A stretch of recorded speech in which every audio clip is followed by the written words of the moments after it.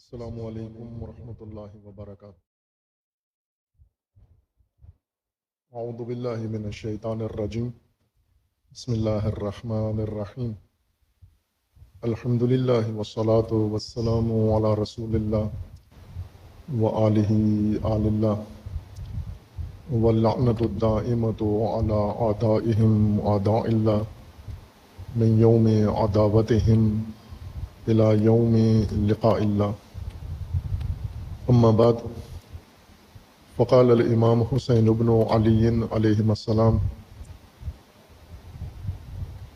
یا بنی انہا ساعۃ لا تکذب فیہا الرؤیا، فاعلمک انی خفقت برأسی خفقۃ فرأیت فارسا علی فرس وقف علی فقال یا حسین انکم تسرعون المسیر والمنایا بکم تسرعوا الی الجنہ، فعلمت ان انفسنا نعیت الینا۔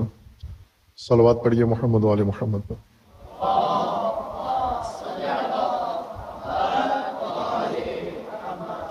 اللہ تبارک و تعالی تمام مومنین کو اپنے حفظ و امان میں محفوظ فرمائے۔ تمام مومنین کی حفظ و سلامتی کے لیے صلوات پڑھیے محمد وآل محمد پر۔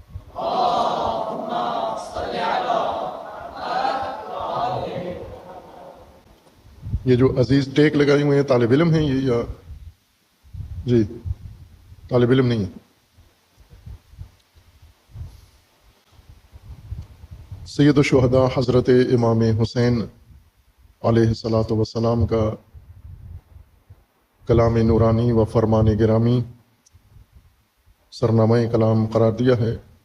یہ مبارک کلام امام علیہ السلام نے قیام مقدس عاشوراء کے ضمن میں منزل ثعلبیہ میں بیان فرمایا، اور عموماً مکہ اور کوفہ کے قافلے یہاں پر آتے جاتے ہوئے توقف کرتے تھے، ٹھہرتے تھے، قیام کرتے تھے۔ امام حسین علیہ الصلاۃ والسلام نے بھی یہاں پر قیام کیا۔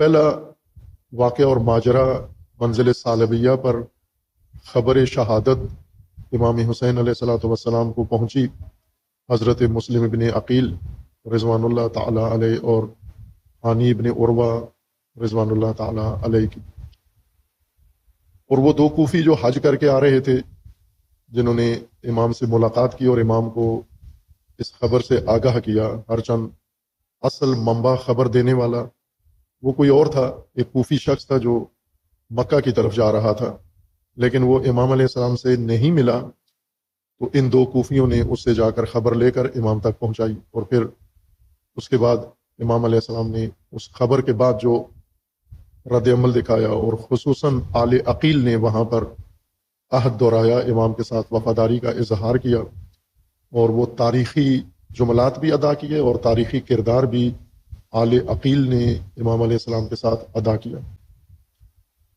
دوسرا اہم ماجرا منزل ثعلبیہ میں یہی پیش آیا کہ امام علیہ السلام نے استراحت کے لیے وقفہ کیا، یا دیگر روایات کے مطابق کہ گھوڑے کی پشت پر ہی امام کو اونگ آ گئی اور امام اس نیند سے بیدار ہوئے، تو انا للہ و انا الیہ راجعون پڑھا، اور ساتھ ہی گریہ بھی فرمایا۔ حضرت علی اکبر نے جب بابا کی یہ حالت دیکھی، کیفیت دیکھی اور آیت استرجاع سنی، تو استفسار کیا، پوچھا کہ اس وقت اس موقع پر یہ آیت پڑھنے کے معنی کیا ہیں؟ امام علیہ السلام نے یہ ماجرا بیان فرما دیا۔ ہر دو یہ ماجرا خواب امام کا دیکھنا اور انا للہ و انا الیہ راجعون پڑھنا، اور حضرت علی اکبر علیہ السلام کا پوچھنا، اور اس کے بعد جب امام نے انہیں بتایا کہ یہ گویا ایک موت کا پیغام تھا اس نیند کے اندر، یا پیغام کے اندر، رویا کے اندر، جسے امام نے فرمایا کہ یہ رویا صادقہ ہے، اور اس پر حضرت علی اکبر کا جواب کہ افلسنا علی الحق، کیا ہم حق پر نہیں ہیں؟ اور جب امام علیہ السلام نے فرمایا ہم حق پر ہیں، تو یہ جملہ فَإِذًا لَا نُبَالِي بِالْمَوْتِ یہ تاریخ میں ایک محاورہ بن گیا ہے، ایک استعارہ بن گیا ہے، جرت کا، بہادری کا، عزم کا، بے باکی کا، بے خوفی کا، یہ ایک محاورہ بن گیا ہے حضرت علی اکبر کا جواب۔ امام علیہ السلام اس رویداد میں چونکہ امام علیہ السلام کی تمام تر توجہ اسی قیام کے متعلق تھی، اور امام کو آ کر مختلف لوگ امام کی توجہ اس مقصد ہدف سے ہٹا کر دوسرے موضوعات پر لگانے کی کوشش کرتے تھے۔ راستے میں بہت سارے لوگ امام علیہ السلام سے ملے، کچھ سے امام ملے، اور ہر ایک نے امام کے علاوہ ہر اپنے موضوع کی طرف توجہ رکھی۔ ہر آدمی ذہنی طور پر اس کے ذہن میں موجود ترجیحات مختلف ہوتی ہیں،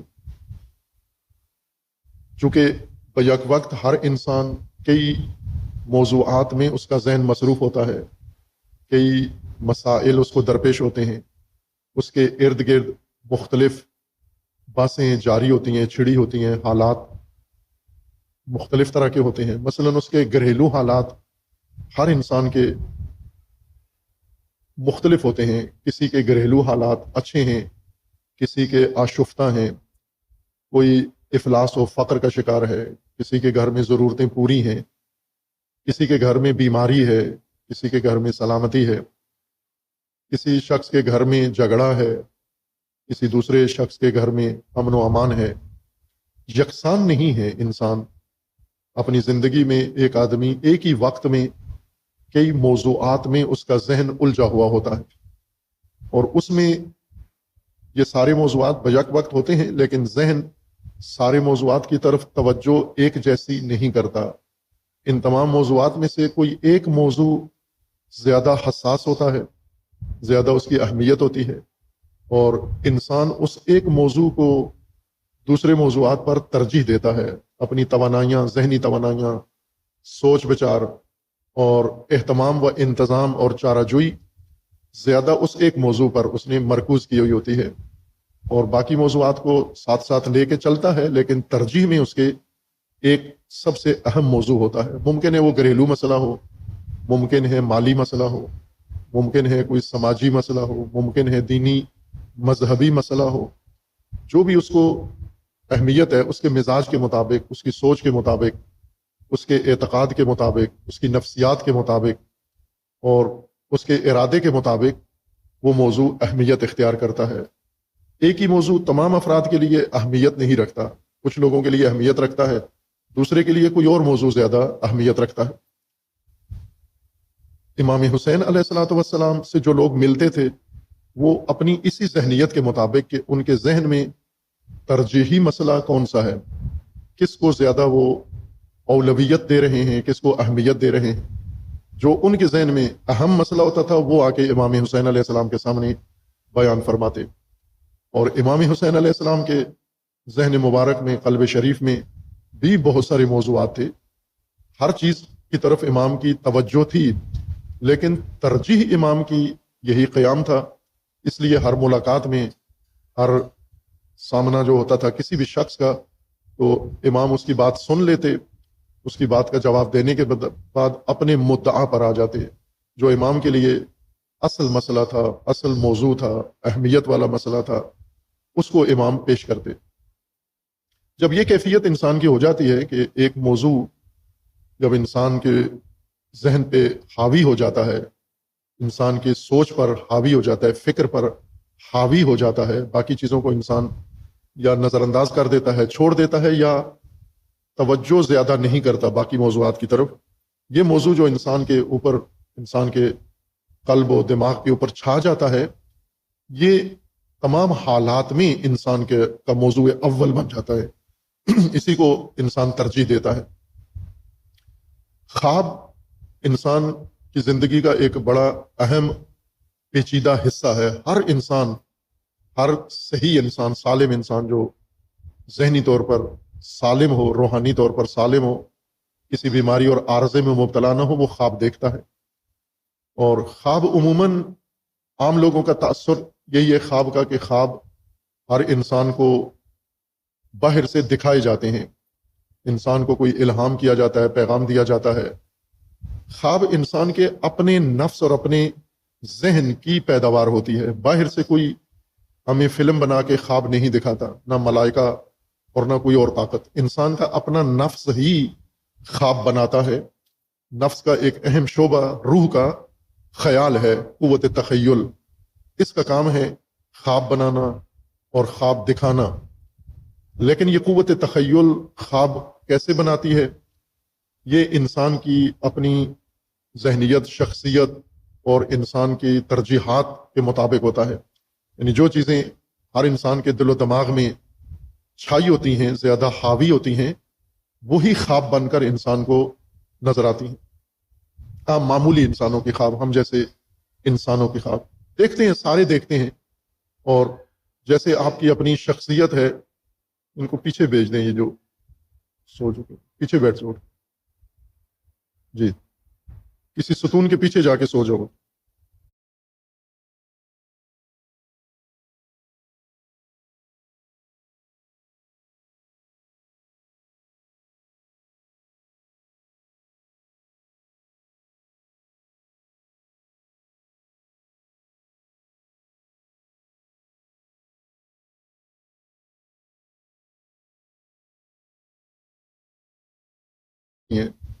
باہر بیٹھے رہتے ہیں، جب مجلس ختم ہوتی ہے پھر آتے ہیں. جو اندر آتے ہیں وہ بور ہوتے رہتے ہیں کہ یہ گفتگو کب ختم ہوتا کہ ہم اپنی پرفارمنس دکھائیں. اس وقت تک آرام کر لیا.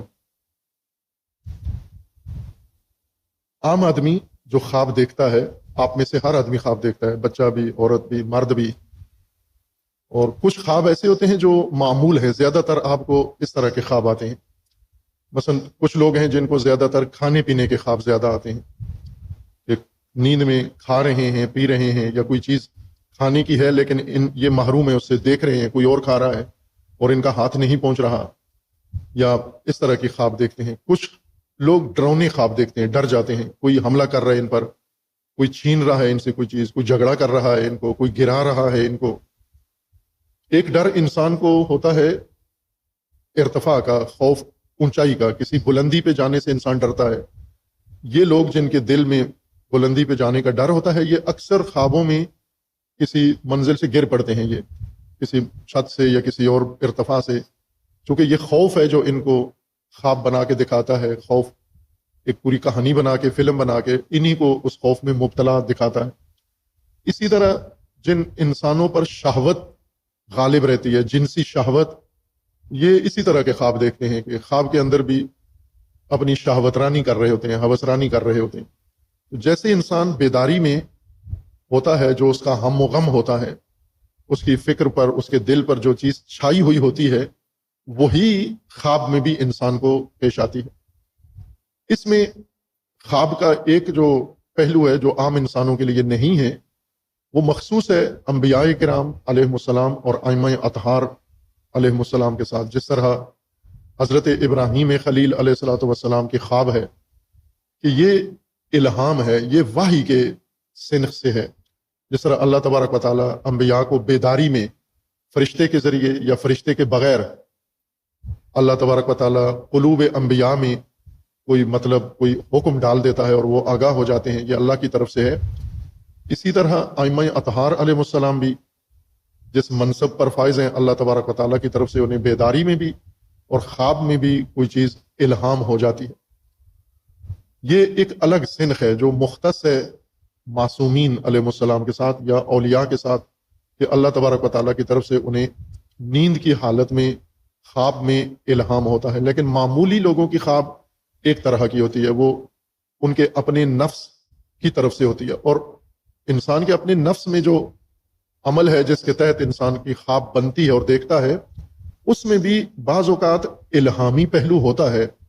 لیکن یہ الہامی پہلو غیب سے نہیں ہوتا، یہ الہامی پہلو انسان کے اپنے قوت نفس کی طرف سے ہوتا ہے. قوت تخیل انسان کا بعض اوقات یا بعض انسانوں کا اتنا قوی ہوتا ہے کہ وہ انہیں وہ حقائق بھی خواب میں دکھا دیتا ہے جو ابھی وقوع پذیر نہیں ہوئے، جو ابھی ہونے ہیں یا ہو چکے ہیں لیکن معمول کے طریقے سے خبر انسان تک نہیں پہنچی. ایسے حادثات، واقعات قبل از وقت انسان کا نفس ہی انسان کو بتا دیتا ہے.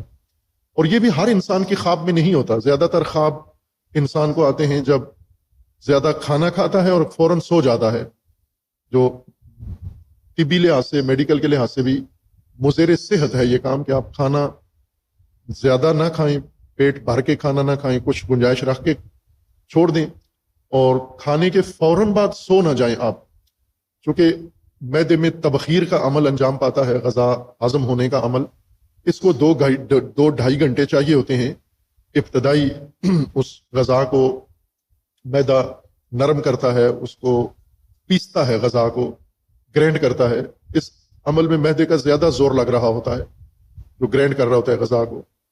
اس دوران اگر آپ سو جائیں تو ہاضمے کا عمل بھی سست پڑ جاتا ہے، انسان بیدار ہو تو بیداری کے عالم میں ہر چیز نارمل طریقے سے معمول کے مطابق جسم کی انجام پا رہی ہوتی ہے، اور جتنی توانائی، جتنا خون، جتنی آکسیجن، جو کچھ معدے کو چاہیے ہوتا ہے وہ اس کو پہنچ رہی ہوتی ہے، وہ ساری انرجی۔ لیکن جب ہم سو جاتے ہیں تو یہ سارے میٹر یا بند ہو جاتے ہیں یا آدھے ہو جاتے ہیں، وہ توانائیاں ساری کم ہو جاتی ہیں۔ اس وجہ سے سوئے ہوئے ہاضمے کا عمل سست ہو جاتا ہے، بیداری میں ہاضمے کا عمل زیادہ تیز ہوتا ہے۔ تو آپ نہ سوئیں، ایک تو بہت بھر کے کھانا نہ کھائیں پیٹ بھر کے، اور دوسرا فوراً سو نہ جائیں۔ اگر یہ دونوں غلطیاں کر دیں کہ بہت زیادہ کھانا فل جتنی گنجائش تھی معدے کی بھر دیا اور جلدی سو گئے، اور پھر تبخیر کا عمل یا ہضم کا عمل جب ہوتا ہے تو معدے کی جو تبخیر کا عمل ہے، بخارات ہیں، یہ گیس بنتی ہے، اور یہ گیس سیدھی مغز کی طرف چلی جاتی ہے۔ کئی لوگ ہیں ان کو چکر آتا ہے کھانا جب کھاتے ہیں اور معدے پہ دباؤ پڑتا ہے تو ذہن چکرا جاتا ہے، دماغ گھومنے لگتا ہے۔ ہضمے کا عمل مکمل ہو جائے پھر آپ آرام کریں اور سوئیں۔ زیادہ تر جو خواب انسان کو نظر آتے ہیں وہ اس ہاضمے کے دباؤ کے نتیجے میں ہوتے ہیں، معدے کے دباؤ سے خواب آ رہے ہوتے ہیں آپ کو، بہت ہی آشفتہ خواب جس میں ایک ایک منٹ کا خواب ہوتا ہے، ایک منظر دیکھا پھر وہ تبدیل ہو گیا، ایک لہجے کے لیے آپ نیند میں دیکھتے ہیں کہ بکریاں آپ کے ارد گرد ہیں، دوسرے لہجے مکھیاں آ جاتی ہیں، تیسرے لہجے میں آپ کسی گرمی کی جگہ پر ہوتے ہیں، چوتھے میں آپ کسی سلپ ہو جاتے ہیں، پانچویں میں کوئی اور منظر، اور جو ہی جاگتے ہیں یہ سارے ریلیں ختم ہو جاتی ہیں، یاد بھی نہیں رہتی۔ یہ معدے کا عمل ہے، یہ رویا نہیں ہے، اس میں کوئی الہام، کوئی پیغام نہیں ہے، بلکہ آپ کی صحت کے مسائل اس میں منعکس ہو رہے ہیں۔ اور جو معالج ہیں وہ عموماً انسان کے خواب سے بھی انسان کی جسمانی سلامتی کو سمجھ جاتے ہیں، پرکھ لیتے ہیں۔ خواب کا چونکہ ایک معمول ہے، ایک انسانی زندگی کا حصہ ہے، اور ہر انسان کے لیے یہ تجربہ ہے، اس لیے اس کے عمل کو اگر انسان سمجھ جائے تو پھر نہ خوابوں کے ذریعے گمراہ ہوتا ہے، نہ بہکتا ہے، اور نہ ان کو بنیاد بناتا ہے لڑائی جھگڑے کے لیے، گھریلو مسائل کے لیے۔ اگر سمجھ میں آ جائے کہ یہ خواب ہمیں کیوں نظر آتے ہیں، کیوں دیکھتے ہیں ہم۔ ایک خواب وہ ہے کہ انسان کا نفس جب صالح ہوتا ہے، پاکیزہ ہوتا ہے، مطہر ہوتا ہے، تزکیہ شدہ ہوتا ہے، اور آلودگیوں سے پاک ہوتا ہے، اس وقت خود نفسانی قوتیں ہی اتنی تیز ہوتی ہیں، جیسے جاگتے ہوئے انسان کے ذہن میں ایک خیال آتا ہے، نظریہ آتا ہے، سوچ آتی ہے، راہ حل آ جاتا ہے۔ اکثر لوگ، ذہین لوگ، انٹیلیجنٹ لوگ، وہ بیداری میں ہی بڑی بڑی مشکلات کا حل نکال لیتے ہیں۔ یہ بھی ان کے اپنے نفس کی، اپنے ذہن کی سلامتی کی علامت ہے کہ انہیں الجھنوں کا سلجھاؤ آ جاتا ہے، ذہن میں ان کے آ جاتا ہے۔ لیکن بہت سارے لوگ ہیں وہ سوچتے بھی رہتے ہیں، انہیں کوئی سمجھ نہیں آتی کہ یہ کیسے مسئلہ حل ہوگا، معمولی مسئلہ ہو وہ بھی ان کے لیے مشکل بن جاتا ہے۔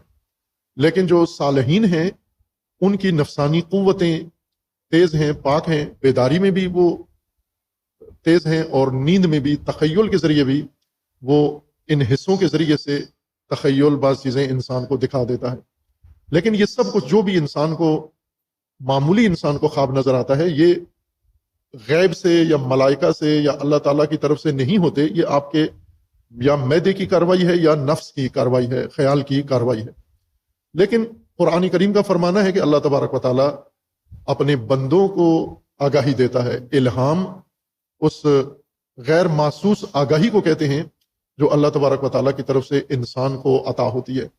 ایک تو محسوس آگاہی ہے، کتاب انسان پڑھتا ہے، آگاہی مل جاتی ہے، خبریں سنتا ہے، آگاہی مل جاتی ہے، کہیں سے جستجو کرتا ہے، آگاہی مل جاتی ہے۔ لیکن ایک آگاہی ایسی ہوتی ہے کہ ظاہراً اس کے اسباب موجود نہیں ہوتے کہ یہ کس سبب سے انسان کو حاصل ہوئی ہے، اور جب اسباب معلوم نہ ہو، معمول کا ذریعہ نہ ہو، لیکن انسان کے دل میں اللہ کی طرف سے یہ آگاہی پیدا ہو جائے، یہ وحی کہلاتی ہے۔ اور وحی کی پھر قسمیں ہیں آگے، کہ وحی میں شریعت بھی نازل ہوتی ہے، وحی میں آگاہی بھی نازل ہوتی ہے۔ جیسے قرآن کریم میں شہد کی مکھی کو اللہ نے وحی کی، اسی طرح مادر موسیٰ کو اللہ نے وحی کی، اور اسی طرح حضرت مریم کو اللہ نے وحی کی، مادر مریم کو اللہ نے وحی کی، اور مختلف شخصیات جو نہ نبی ہیں، نہ امام ہیں، نہ معصوم ہیں، لیکن اللہ کا فرمانا ہے کہ اللہ نے ان کو وحی کی ہے۔ ایک ناشناختہ سبب کے ذریعے سے آگاہی دینا غیر محسوس طور پر، یہ وحی کہلاتی ہے۔ الہام وہ آگاہی ہے، وہ بھی مرموز آگاہی ہے، یا ایسی آگاہی ہے جو اللہ کی طرف سے انسان کو دی جاتی ہے، کبھی کسی سبب کے ذریعے، کبھی بلا سبب۔ مثلاً آپ علامہ اقبال رحمۃ اللہ علیہ پڑھیں، اگر کوئی توفیق ہو جائے جوانان، اقبال کے شاہینوں کو اگر خبر ہو جائے، چونکہ اقبال کے شاہین ابھی شکار میں مصروف ہیں، اور شاہینوں کا شکار عموماً چوہا ہوتا ہے، لہذا بلند پرواز پڑھتے ہیں، تعلیم حاصل کرتے ہیں، نوکریاں کرتے ہیں شاہین، آخر کار نگاہیں ساری چوہے پہ ہوتی ہیں۔ تو اگر یہ شکار سے تھوڑی شاہینوں کو فرصت مل جائے، علامہ اقبال کے کلام کو پڑھیں، سمجھیں، اللہ تعالیٰ نے کیا آگاہی اقبال کو دی ہے، اسی کو الہام کہتے ہیں۔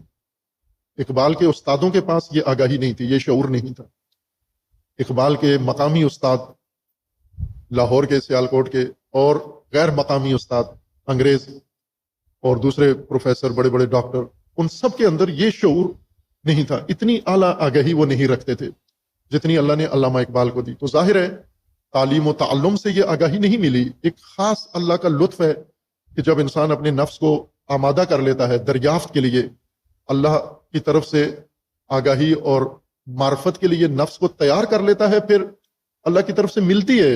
یہ آگاہی عام ہے، سب کے لیے ہے، مشکل یہ ہے کہ ہماری اندر وہ قابلیت نہیں ہے۔ اس کو آج کی ٹیکنالوجی کی مثال سے آپ آسانی سے سمجھ سکتے ہیں کہ آپ کے پاس اس وقت جو ڈیجیٹل ٹیکنالوجی کے ڈیوائسز آپ کے پاس ہیں، موبائل آپ کے پاس ہیں، ان موبائل میں جو مواصلاتی کنیکشن ہیں، لنکس ہیں، سگنل ہیں، مختلف ہیں۔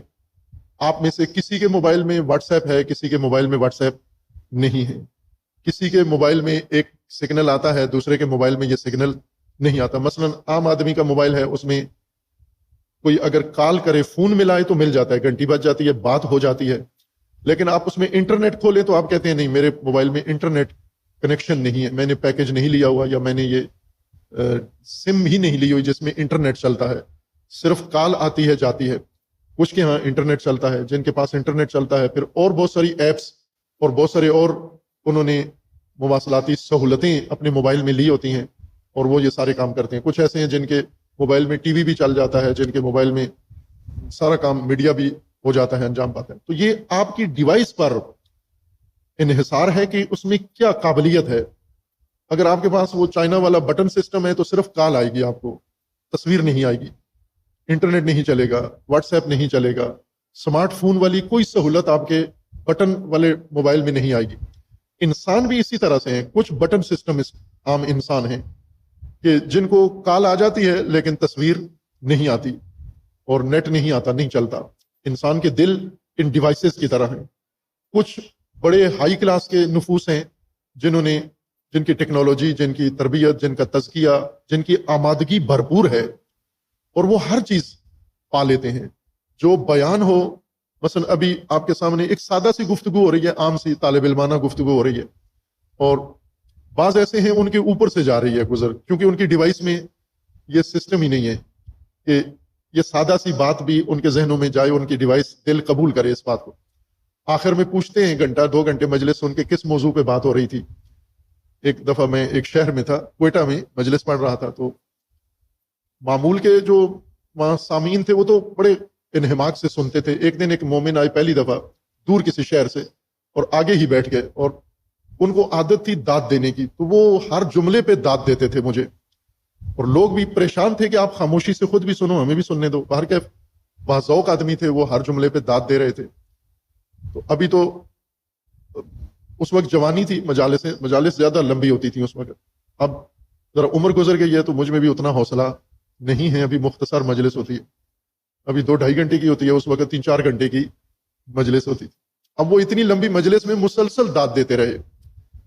بعد میں مجھے کہتے ہیں کہ میں نے دور جانا ہے، تو اگر کسی کو کہیں کہ مجھے موٹر سائیکل پہ چھوڑ آئے کسی اسٹیشن تک، تو میں نے ایک جوان سے کہا کہ انہیں اڈے تک چھوڑ آئے آپ، تو راستے میں اس جوان سے پوچھتے ہیں کہ یہ آغا صاحب کیا کہہ رہے تھے یہ مجلس میں؟ یہ جو سب سے زیادہ داد دے رہا تھا، معزوز ہو رہا تھا، اس نے جوان سے پوچھا کہ بات کیا کر رہے تھے؟ مجھے تو کوئی بات سمجھ نہیں آئی ان کی، جو میں پتہ تو چلے کہ کیا سن کے آیا ہوں۔ اب اسی طرح ڈیوائسز میں فرق ہوتا ہے، دل وہی ڈیوائسز ہیں اللہ کی بنائی ہوئی، کچھ چائنا ہیں، کچھ شدرا کی بنی ہوئی ہیں مقامی، اور کچھ جو ہیں وہ اعلیٰ کمپنیوں کی ہیں، بڑی اچھی کمپنیوں کی ہیں۔ دل انسان کا اسی طرح سے ہے، نفوس ہماری روحیں اسی طرح کی ہیں۔ کچھ روحیں ایسی ہیں جو دن بھر چھوٹے چھوٹے کاموں میں، دن بھر کھانے پینے میں، اسی میں لگی رہتی ہیں۔ ظاہر ہے یہ اعلیٰ سگنل نہیں دریافت کرتے یہ دل، لیکن کچھ دل جو اپنے آپ کو خیال رکھتے ہیں، پاکیزہ رکھتے ہیں، تطہیر و تہذیب کی ہوئی ہوتی ہے، یہ خصوصی سگنل بھی پکڑ لیتے ہیں۔ اس لیے آپ دیکھیں بعض لوگوں کے ذہن میں یہ فکر آتی ہے، آپ سوچ رہے ہوتے ہیں میرے ذہن میں کیوں نہیں آئی یہ بات۔ مثلا چند جوان ہیں ایک کلاس میں بیٹھے ہوئے ہیں، ایک کلاس فیلو کے ذہن میں ایک بات آئی ہے، دوسرے حیران ہے کہ میرے ذہن میں یہ بات کیوں نہیں آئی، اس کے ذہن میں آ گئی ہے۔ تو یہی فرق ہے، سگنل آپ کی طرف بھی آ رہے ہیں لیکن آپ کی ڈیوائس نے سگنل پکڑا نہیں، دریافت نہیں کیا، وہ گزر گیا۔ اس کی جو ڈیوائس ہے وہ تیار ہے، اس نے یہ سگنل پکڑ لیا ہے۔ اور یہ بڑا خوبصورت قانون ہے اللہ تبارک و تعالیٰ کا۔ ٹیکنالوجی نے یہ ڈیجیٹل ویوز، الیکٹرانک ویوز اور الیکٹرک ویوز ابھی کشف کی ہیں، لیکن عام انسان ازل سے یہ ویوز استعمال کر رہا ہے، دریافت کر رہا ہے۔ آپ کے دلوں میں جو غلط باتیں آتی ہیں آپ کے ذہن میں، یہ اکثر کے ذہن میں آتی ہیں غلط باتیں، اس کی ڈیوائس تیار ہے سب کے لیے۔ کیوں آتی ہیں، کہاں سے آتی ہیں؟ قرآن کہتا ہے شیطان وسوسہ ڈالتا ہے، یعنی کوئی منبع ہے پیچھے جو یہ ویوز ساری بنا کے پھینکتا ہے، اور آگے بیٹھے ہوئے کچھ لوگوں کے ذہن میں یہ شیطانی خیال آتا ہے، کچھ کے ذہن میں نہیں آتا۔ کچھ کے دل شیطانی سگنل پکڑ لیتے ہیں، کچھ کے دل شیطانی سگنل نہیں پکڑتے۔ کچھ کے ذہن میں یہ واہیات باتیں آتی ہیں، شرارت آتی ہے، شیطنت آتی ہے، خناسیت آتی ہے، ایک خبیث خیال ذہن میں آ جاتا ہے، کچھ کے ذہن میں نہیں آتا۔ تو یہ سب سگنل جو آتے ہیں، وہ قوتیں، وہ طاقتیں کائنات میں موجود ہیں، لیکن دریافت کرنے والوں کے اوپر منحصر ہے کہ یہ کیا دریافت کر رہے ہیں، کن چیزوں کا اثر ہوتا ہے۔ ہم دن رات نیوز سنتے ہیں، خبریں سنتے ہیں، ہر چیز سنتے ہیں، کچھ باتیں ذہن میں آ جاتی ہیں، کچھ نہیں آتی۔ یہ قانون ہے اللہ تبارک و تعالیٰ کا، اور اللہ تبارک و تعالیٰ کا فرمانا ہے اتقوا اللہ یعلمکم اللہ۔ علم کا ایک ذریعہ تقویٰ ہے، علم حاصل کرنے کا ایک طریقہ استاد ہے، کتاب ہے، کلاس ہے، مطالعہ ہے، اور ایک منبع اللہ تبارک و تعالیٰ نے فرمایا ہے تقویٰ ہے کہ تقویٰ اختیار کرو، علم آئے گا، اللہ تمہیں علم القا کرے گا، دے گا، خدا علم دے گا آپ کو، اور ظاہری اسباب بھی نہیں ہوں گے، یعنی آپ نے پڑھا نہیں، آپ نے کتاب نہیں کھولی، آپ نے کوئی تحقیق نہیں کی، لیکن یہ علم اللہ نے آپ کے دل میں ڈال دیا ہے۔ یہ عمومی چیز ہے، اس کو بعض لوگ اپنی کرامت سمجھتے ہیں، یہ ہر انسان کے لیے ہے، ہر چھوٹے بڑے کے لیے یہ اللہ کا نظام ہر انسان کے لیے انسانی نظام ہے۔ لیکن اس کا قانون ہے، قانون یہ ہے کہ آپ نے اپنے آپ کو تیار کرنا ہے، اپنے آپ کو آمادہ کرنا ہے اپنی دریافت کے لیے، یعنی الہی ان الہامات کو دریافت کرنے کے لیے اپنے آپ کو آمادہ کرنا ہے، رکاوٹیں دور کرنی ہے۔ یہ ضمناً چونکہ امام حسین علیہ الصلوۃ والسلام کی رؤیا کا ذکر آیا ہے، امام نے فرمایا کہ میں نے خواب میں عالم نوم میں دیکھا ہے ایک گھوڑا سوار آ رہا ہے اور مجھے کہہ رہا ہے اے حسین آپ اپنی منزل کی طرف تیزی سے جا رہے ہو اور موت آپ کی طرف تیزی سے آ رہی ہے، اور موت تیزی سے آپ کو جنت کی طرف لے کے جا رہی ہے۔ اسی طرح اور بھی امام علیہ السلام، امام حسین علیہ السلام و دیگر ائمہ اطہار کی زندگیوں میں بھی ہے، اور قرآن میں بھی رؤیا صادقہ یا اس الہام کا ذکر ہے۔ یہ مخصوص ہے معصومین کے ساتھ جو اللہ تبارک و تعالیٰ کی طرف سے انہیں کسی بھی ذریعے سے آگاہی مل جاتی ہے۔ آپ کو اگر ایسی کوئی چیز نیند خواب میں یا نیند میں آتی ہے تو آپ کو یوں نہیں کہ سمجھے کہ جیسے امام حسین علیہ السلام کو یہ چیز خواب میں نظر آئی ہے تو میری خواب کا بھی معنی وہی بنتا ہے۔ ہر انسان کی خواب کا ایک الگ معنی ہے۔ اگر دو آدمی خواب دیکھتے ہیں، ایک منظر دیکھتے ہیں، تو ان ایک منظر کا معنی الگ الگ ہوگا کہ آپ کچھ اور اس منظر میں دیکھ رہے ہیں، وہ کچھ اور دیکھ رہا ہے، اور وہ آپ کے نفس اور ذہن کی خصوصیات کے مطابق معنی ہوگا اس کا، جیسے آپ کی شخصیت ہے، جیسے آپ کا دل و دماغ ہے، اس کے مطابق اس کا معنی کریں گے۔ امام علیہ السلام نے جب یہ دیکھا کہ ایک گھوڑا سوار آ رہا ہے اور وہ ہمیں موت کی طرف پیغام دے رہا ہے کہ آپ موت کی طرف جا رہے ہیں اور موت آپ کی طرف آ رہی ہے، چونکہ امام علیہ السلام کا ہم و غم فقط ایک ہی موضوع تھا، یہی اقدام قیام جو امام نے فیصلہ کیا اور اس پہ قائم ہیں اور اس کو لے کے آگے بڑھ رہے ہیں، اور کوئی چیز امام اپنے ذہن میں آنے بھی نہیں دے رہے، اپنے دل میں بھی نہیں آنے دے رہے کہ جو امام کی توجہ ہٹا لے، جو امام کے ذہن کو اس موضوع سے ہٹا کے کسی اور موضوع میں لگا دے۔ کئی کوششیں ہوئیں راستے میں، لوگوں نے مکہ میں خصوصاً زیادہ کوششیں ہوئیں کہ امام کے ذہن کو کسی اور دھیان کسی اور طرف لگا دیں۔ مثلا جو اپنے بھائی ہیں محمد ابن حنفیہ اور دوسرے بھائی ہیں یا بہنوئی بھی ہیں، چچا زاد بھی ہیں، حضرت عبداللہ ابن جعفر، حضرت سیدہ زینب سلام اللہ تعالیٰ علیہا کے شوہر نامدار، انہوں نے کوشش کی۔ اسی طرح بعض دیگر اکابرین جو مکہ میں تھے، جیسے عبداللہ ابن عباس، عبداللہ ابن عمر، عبداللہ ابن زبیر، اس طرح کی بڑی بڑی شخصیات، جید شخصیات نے امام علیہ السلام کا ذہن موڑنے کی کوشش کی، ہمدردی کے ذریعے، مشورے کے ذریعے، خطرات بتائے، خطرات کی نشاندہی کی کہ آپ جس طرف سوچ رہے ہیں اس میں یہ ہو سکتا ہے۔ لیکن امام علیہ السلام ایک فیصلہ جو مدینے سے کر لیا تھا اسی پر قائم تھے۔ اس کو اصطلاح میں کہتے ہیں، میں اصطلاح یہ آپ کے سامنے وضاحت کر دوں چونکہ یہ بھی ایک بڑی اہم بنیادی صفت ہے انسان کے لیے۔ وہ انسان جو کسی میدان کے اندر کوئی کارنامہ انجام دیتے ہیں اور کامیابیاں حاصل کرتے ہیں، ان کے لیے بنیادی صفت ہے، عربی اصطلاح کے مطابق، عربی فارسی میں یہ اصطلاح استعمال ہوتی ہے، اردو ترجمہ بھی میں اس کا عرض کروں گا آپ کی خدمت میں۔ اس کو کہتے ہیں قاطعیت۔ قاطعیت، قاف دو نقطے والا، الف توئے، اور یہ عین تے، قاطعیت، قطع و یقین جس کو کہتے ہیں۔ قاطعیت، قاطعیت کہتے ہیں، عربی فارسی میں بھی یہ لفظ استعمال ہوتا ہے، عربی میں بھی استعمال ہوتا ہے یقین کو، اور دو ٹوک فیصلے کو، اٹل فیصلے کو قاطعیت کہتے ہیں، جس میں شک نہ ہو، جس میں تردید نہ ہو، جس میں تذبذب نہ ہو، جس میں احتمال نہ ہو، جس میں کوئی متبادل آپشن بھی نہ ہو، فقط ایک رائے، اس فیصلہ اور اس فیصلے کے اوپر جم جانا، قائم ہو جانا، اس کو قاطعیت کہتے ہیں۔ رہبروں کے، ائمہ کی صفات میں سے قاطعیت ہے۔ مردد انسان رہبر نہیں بن سکتا، نہ اللہ کی طرف سے رہبر بنتا ہے اور نہ اللہ کے معیار میں اس شخص کی رہبری کی کوئی گنجائش ہے جس کے اندر قاطعیت نہ ہو۔ یہ مجالس جو مینار پاکستان اجتماع کے لیے، لوگوں کی آمادگی کے لیے لاہور میں اللہ نے توفیق دی اور حاضر ہو کر مومنین کے سامنے گفتگو کی ہے، فرصت ملے ضرور سنیں۔ میں یہ درخواست کروں گا تمام مومنین سے، تمام خواتین سے، جوانوں سے بالخصوص یہ درخواست کروں گا کہ حوصلے کے ساتھ سنیں، ایک ہی دن بیٹھ کے ساری نہ سنیں، کلپ نہ سنیں، پورا موضوع سنیں۔ ظاہر 9 یا 10 مجلسیں ہیں، وہ ہر روز ایک سنیں اور غور سے سنیں اس کو، جب ذہن تیار ہو، خلوت ہو، مصروفیت نہ ہو، اس وقت سنیں۔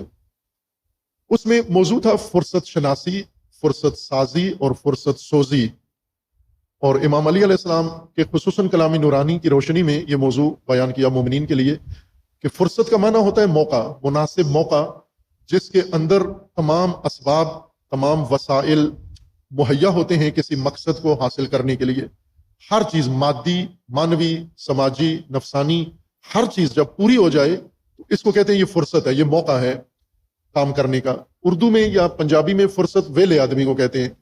فرصت ہے یعنی فارغ ہے، مصروفیت کوئی نہیں ہے، بیکار ہے، کام کاج کوئی بھی نہیں ہے، وہ اردو کی فرصت ہے۔ یہ عربی کی فرصت ہے جس کی طرف ائمہ اطہار نے رہنمائی فرمائی ہے کہ فرصتیں جب تمہیں ملتی ہیں تو انہیں غنیمت سمجھو۔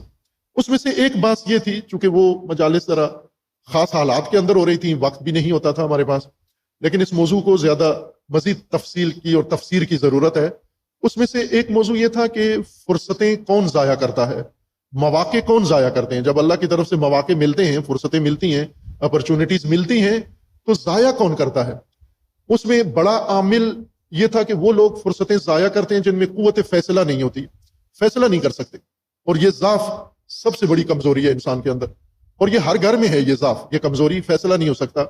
اور ہر گھر میں آپ کو روزانہ یہ قوت فیصلہ کی کمزوری اپنے کچن میں آتی ہے کہ خاتون خانہ بھی سوچ رہی ہے، پریشان ہے آج پکائیں کیا، مرد بھی پریشان ہے کہ آج پکائیں کیا، بچے بھی پریشان ہیں آج پکائیں کیا۔ یہی نہیں ہو سک رہا ان سے کہ حالانکہ پکانے کی 20 چیزیں، سینکڑوں چیزیں موجود ہیں، گھر کے اندر موجود ہیں، مارکیٹ میں موجود ہیں، دکان پہ ہیں، منڈی میں ہیں، ہر چیز موجود ہے پکانے کی، اور آخر میں پکا بھی لیتے ہیں، لیکن بر وقت جب فیصلہ کرنا ہے کہ آج کیا پکانا ہے، یہ نہیں کر سکتے۔ یہ فیصلہ ایک چھوٹی سی چیز، معمول کی روزمرہ کی چیز ہے، ان سے فیصلہ نہیں ہوتا کہ پکانا کیا ہے یا پہننا کیا ہے۔ ابھی کسی جگہ جانا ہے مجلس میں، کیا پہن کے جائیں، پوری الماری کھول کے اور پھیلا دیں گے، ایک اٹھائیں گے وہ رکھ دیں گے، دوسری اٹھائیں گے وہ رکھ دیں گے، تیسری اٹھائیں گے۔ یہ فیصلہ ہی نہیں ہو پا رہا کہ پہننا کیا ہے ہم نے، کھانا کیا ہے ہم نے۔ یہ روزمرہ کی علامت ہے قوت فیصلہ نہ ہونے کی۔ اور پھر یہ جب آگے بڑھ جاتی ہے اجتماعی سماجی کاموں میں، وہاں بھی زیادہ تر ناکام لوگ جو بڑے ذہین ہوتے ہیں اور بڑے سنجیدہ اور قابل ہوتے ہیں، لیکن پھر بھی ناکام ہوتے ہیں زندگی میں، جو وقت پر فیصلہ نہیں کر سکتے۔ موقع جب میسر آتے ہیں، فرصتیں جب پیش آتی ہیں، تو فرصتوں سے فائدہ اٹھانے کے لیے پہلا قدم آپ کے اندر قوت فیصلہ ہونا چاہیے۔ اور قوت فیصلہ اگر نہیں ہے تو آپ نے اپنا بھی وقت ضائع کیا اور قوم کا بھی وقت ضائع کیا۔ خصوصاً وہ لوگ جو مسند رہبری اور قیادت پہ بیٹھ جاتے ہیں اور ان کے اندر قوت فیصلہ نہ ہو، وہ وقت پر فیصلہ ہی نہ کر سکے، یہ تباہ کن رہبر ہوتے ہیں، جنہوں نے کربلا میں تباہی پھیلائی۔ سلیمان ابن سرد وہ شخص تھا، وقت پہ فیصلہ نہیں کر پا رہا کہ مجھے کیا کرنا چاہیے۔ اس کے مقابل کے لیڈر، ان سے فیصلہ نہیں ہو رہا کہ ہمیں کیا کرنا چاہیے، اور دیر سے فیصلہ کرتے ہیں۔ کربلا کے 3 سال بعد اتنا لیٹ فیصلہ کیا، 3 سال گزر گئے شہادت امام حسین کو، پھر فیصلہ کیا کوفیوں نے کہ ہمیں لشکر بنانا چاہیے، ہمیں اکٹھا ہونا چاہیے، ہمیں متحد ہونا چاہیے، ہمیں توبہ کرنی چاہیے، ہمیں شامیوں کے مقابلے میں قیام کرنا چاہیے۔ وہ 3 سال جو قائد، جو لیڈر لیٹ ہو قوم سے، وہ ایسے ہی نقصان کراتا ہے، اس کی قوم ایسے ہی اور اس کا دین ایسے ہی نقصان میں چلا جاتا ہے۔ یہ ایک صفت ہے قوت فیصلہ۔ دوسرا یہ کہ فیصلے کی کمزوری کیوں پیدا ہوتی ہے؟ موقعوں سے فائدہ اٹھا سکتے ہیں جب آپ وقت پر صحیح فیصلہ کریں، صحیح وقت پر صحیح فیصلہ کریں۔ نجی زندگی میں، کاروباری زندگی میں، تعلیمی زندگی میں، خاندانی زندگی میں کئی لوگ ہیں جن کو شادی کا بہت اچھا موقع ملتا ہے، فیصلہ نہیں کر سکتے، فیصلہ کروا نہیں سکتے، اور وہ موقع ہاتھ سے نکل جاتا ہے۔ جب فیصلہ کرتے ہیں تو دیر ہو چکی ہوتی ہے، وہ صحیح موقع ہاتھ سے نکل چکا ہوتا ہے۔ صحیح وقت پر صحیح فیصلہ کامیابی کی ضمانت ہے، انشورنس ہے کامیابی کی، کہ اگر صحیح وقت پر صحیح فیصلہ کر لیا آپ نے۔ سماجیات میں، دینیات میں، قوم میں آپ دیکھ لیں، آج کے ایران کے اندر جو نتیجہ نکلا، ایران اتنی بڑی سپر طاقت کے سامنے تو طاقت نہیں تھا، لیکن ایران نے کن چیزوں کا فائدہ اٹھایا؟ قیادت کی قوت فیصلہ نے صحیح وقت پر صحیح فیصلہ کیا، درست فیصلہ کیا، جہاں کرنا چاہیے تھا وہی فیصلہ کیا، اور بڑی سپر طاقت ناکام ہو گئی۔ یہ چھوٹی قوت جو ان کے مقابلے میں کچھ بھی نہیں تھی، یہ کامیاب ہو گئی چونکہ صحیح وقت پہ صحیح فیصلہ کیا۔ امریکہ کیوں ذلیل ہوا؟ چونکہ غلط وقت پہ غلط فیصلہ کیا، اس وقت بھی غلط تھا اس اقدام کا، اور فیصلہ بھی غلط کیا انہوں نے، اس لیے رسوائی ہوئی، جگ ہسائی ہوئی اس کی، اور ایران کو کامیابی ہوئی۔ فیصلہ کیوں نہیں کر سکتے ہم؟ فیصلہ نہ کرنے کی یا فیصلہ کرنے کی کمزوری کی بڑی وجہ یہ ہے کہ انسان میں قاطعیت نہیں ہوتی، قاطع نہیں ہوتے انسان، یعنی عزم نہیں ہوتا، جزم نہیں ہوتا، یقین نہیں ہوتا، اور فیصلہ کن دو ٹوک قدم نہیں انسان اٹھا سکتا، کیونکہ وسوسے آتے ہیں، تردید آتی ہے، احتمالات آتے ہیں، خوف آتا ہے۔ جب یہ چیزیں ذہن میں آنا شروع ہو جائیں، انسان صحیح فیصلہ نہیں کر سکتا اور موقع ہاتھ سے چلا جاتا ہے۔ قاطعیت بہت ضروری ہے، اور آپ اس چیز کو، جس طرح علامہ اقبال نے رہبری کی شرائط 2-3 شرائط بہت اچھی بیان کی ہیں، نگاہ بلند، سخن دل نواز، جان پرسوز، 3 شرائط بیان کی، نگاہ بلند، سخن دل نواز، جان پرسوز، لیکن اس میں قاطعیت بھی ساتھ شرط ہے۔ اور علامہ نے دوسرے اپنے کلام میں، دیگر شاعری میں یہ صفت قاطعیت ذکر کی ہے کہ عزم بہت ضروری ہے، صاحبان عزم۔ آپ قرآن کریم میں انبیاء کرام، بعض انبیاء کرام ایسے ہیں جن کو اللہ تبارک و تعالیٰ نے عنوان یہ دیا، پہچان ان کی یہ کروائی ہے کہ یہ اولو العزم ہیں، صاحبان عزم ہیں، یعنی ان کے اندر قاطعیت ہے۔ یہ جو ٹھان لے ایک دفعہ یا اللہ کا حکم آ جائے، اس میں بالکل کسی بھی سبب سے تردید نہیں کرتے، بدلتے نہیں ہیں، اپنے فیصلے کے اوپر قائم رہتے ہیں۔ جس طرح حضرت ابراہیم نے ٹھان لیا اور پھر کر گزرے جو ٹھان لیا تھا، اور بت توڑے، آگ میں کودے، اور اپنے خاندان کو اس سنگلاخ وادی میں لے کر گئے۔ پریشانیاں آئیں، کلمات آئے، آزمائشیں آئیں، ابتلاعات آئیں، لیکن عزم ابراہیم، فیصلہ ابراہیم کا نہیں بدلا۔ حضرت ابراہیم کو گھریلو مشکلات بہت شدید تھیں زوجہ کی طرف سے، لیکن وہ بھی اثر انداز نہیں ہوئی۔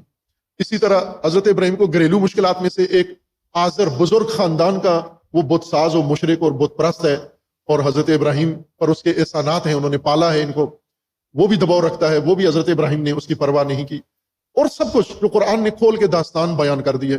اسی طرح رسول اکرم صلی اللہ علیہ وآلہ وسلم کی کامیابی کا راز یہ ہے کہ رسول اللہ صلی اللہ علیہ وآلہ وسلم میں قاطعیت بدرجہ اتم قاطعیت موجود تھی، یعنی عزم تھا، پختگی تھی۔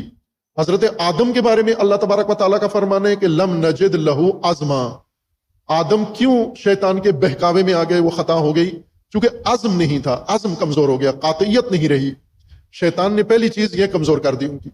لیکن رسول اللہ صلی اللہ علیہ وآلہ وسلم و دیگر انبیاء کرام کے بارے میں ہے کہ ان میں اللہ نے عزم پر پیدا کیا، اور انہوں نے اپنے اندر عزم پیدا کیا، یہ قاطعیت، اور اس قاطعیت سے نتیجہ لے لیا۔ اگر ایک آدمی 1000 آدمی کے مقابلے میں ڈٹ جائے، قاطع ہو، ڈرے نہیں، بہکے نہیں، وسوسے نہ آئیں، اور حوصلہ توڑنے والے، ارادہ بدلنے والے مشورے نہ سنے، وہ اس کے اندر یہ قاطعیت جب آ جاتی ہے، عزم آ جاتا ہے، استقامت آ جاتی ہے، پھر وہ کامیاب ہو جاتا ہے، اللہ بھی اس کو کامیابی کے مواقع فراہم کرتا ہے۔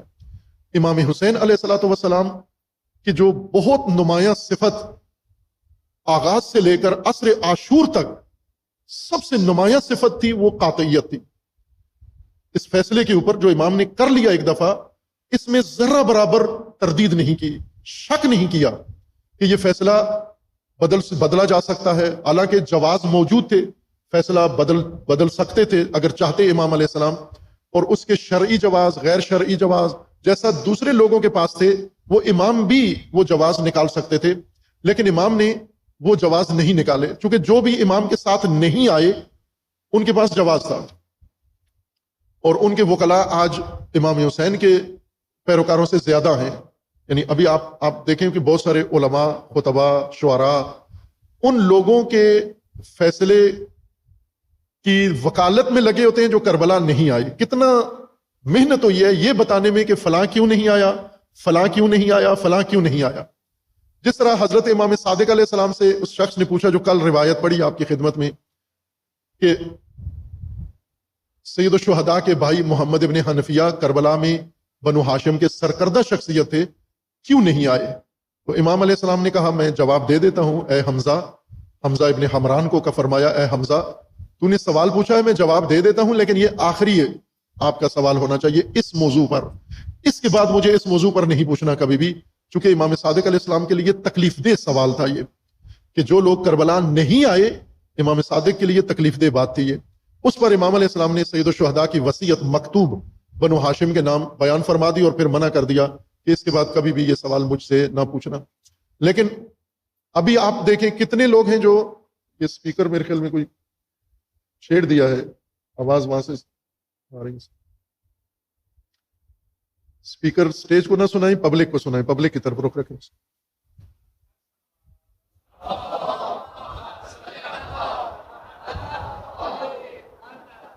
جو لوگ کربلا نہیں آئے، خواہ بنو ہاشم میں سے یا غیر بنو ہاشم میں سے، ان پر سوال اٹھتا ہے کہ کیوں نہیں آئے۔ ان میں سے ہر ایک کے پاس دلائل تھے، اور ایسے دلائل جو قانع کنندہ تھے، جس پر اس زمانے کے لوگ بھی قانع تھے، وہ خود بھی قانع تھے، آج ہم بھی قانع ہیں ان دلائل کے اوپر، اتنے مضبوط دلائل تھے ان کے پاس۔ امام حسین علیہ السلام بھی اگر چاہتے تو یہ اتنے دلائل ان کے پاس بھی تھے، بلکہ امام کے پاس زیادہ دلائل تھے، چونکہ امام کی علمی گرفت اور امام کی الہامی گرفت ان سے زیادہ تھی مسائل کے اوپر، مصلحتوں کے اوپر۔ لیکن امام علیہ السلام نے یہ سوچا بھی نہیں کہ میں کوئی ایسا جواز نکالوں جس سے میں اپنا ارادہ بدل دوں۔ یہ قاطعیت امام علیہ السلام کے اندر موجود تھی۔ مدینہ سے شروع ہوئے مشورے، اور پھر مکہ میں کثرت سے ہوئے، اور راستے بھر میں امام علیہ السلام پر لوگ اثر انداز ہوتے رہے۔ امام نے ہر ایک کی بات سنی، ہر ایک سے بات کی، ہر ایک کو جواب دیا، لیکن اپنے ارادے پر کسی کو اثر انداز ہونے نہیں دیا، اپنے فیصلے پر کسی کو اثر انداز ہونے نہیں دیا۔ یہ حسینیت کا اعلیٰ پہلا رکن ہے کہ آپ کے اندر قاطعیت ہو تو راہ حسین ابن علی چل سکتے ہو آپ۔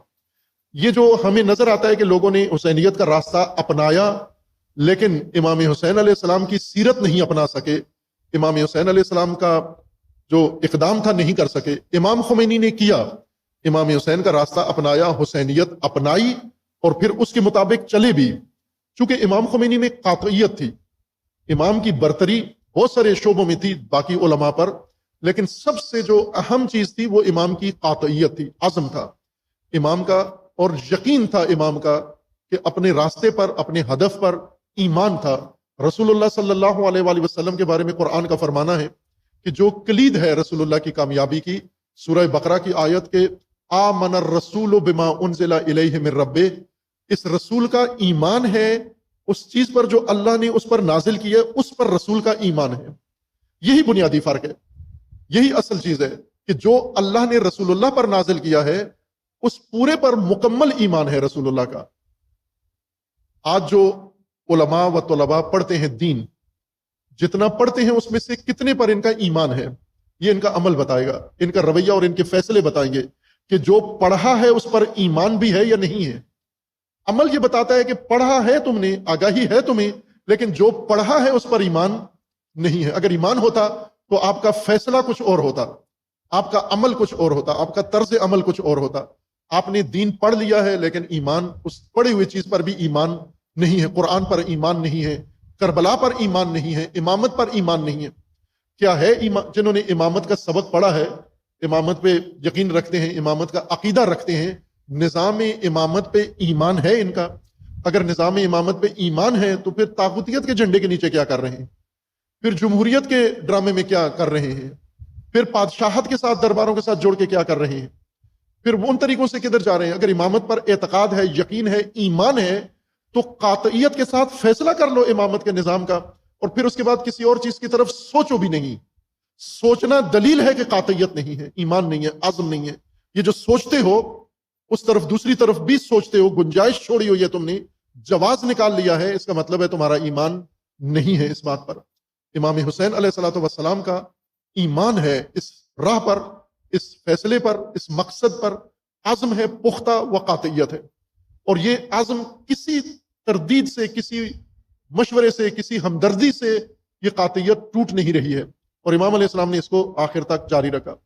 اب ظاہر ہے کہ جب ہم و غم ہی انسان کا ہو جائے، ایک چیز بن جائے، تو پھر نیند میں بھی وہی چیز انسان دیکھتا ہے، بیداری میں بھی۔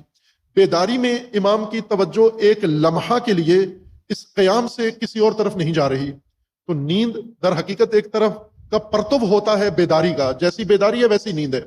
اگر بیداری میں آپ کھا پی رہے ہو تو نیند میں کھو پیو گے، اگر بیداری میں آپ ڈرے ہوئے ہو تو نیند میں ڈرو گے آپ، بیداری میں اگر ہوسران ہو تو نیند میں ہوسرانی ہی میں لگے گا۔ جو جیسی بیداری ہے ویسی نیند ہے۔ نیند تمہاری آئینہ ہے تمہاری شخصیت اور تمہاری بیداری کے لیے۔ امام علیہ السلام نے نیند میں، اس مختصر اونگ میں، خواب میں یہ دیکھا کہ ایک حاطف یا ایک فارس یہ امام کو کہہ رہا ہے کہ آپ موت کی طرف جا رہے ہیں، آپ منزل کی طرف جا رہے ہیں تیزی کے ساتھ، اور موت تیزی سے آپ کی طرف آ رہی ہے اور آپ کو جنت میں لے جانے کے لیے آ رہی ہے۔ امام علیہ السلام جب آنکھ کھلی تو گریہ فرمایا۔ یہ گریہ افسوس کا گریہ نہیں تھا، یہ ندامت کا گریہ نہیں تھا، اور یہ کوئی غم و اندوہ کا گریہ نہیں تھا، بلکہ یہ گریہ جو امام حسین علیہ السلام نے فرمایا یہاں پر، یہ اس یقین کا گریہ تھا۔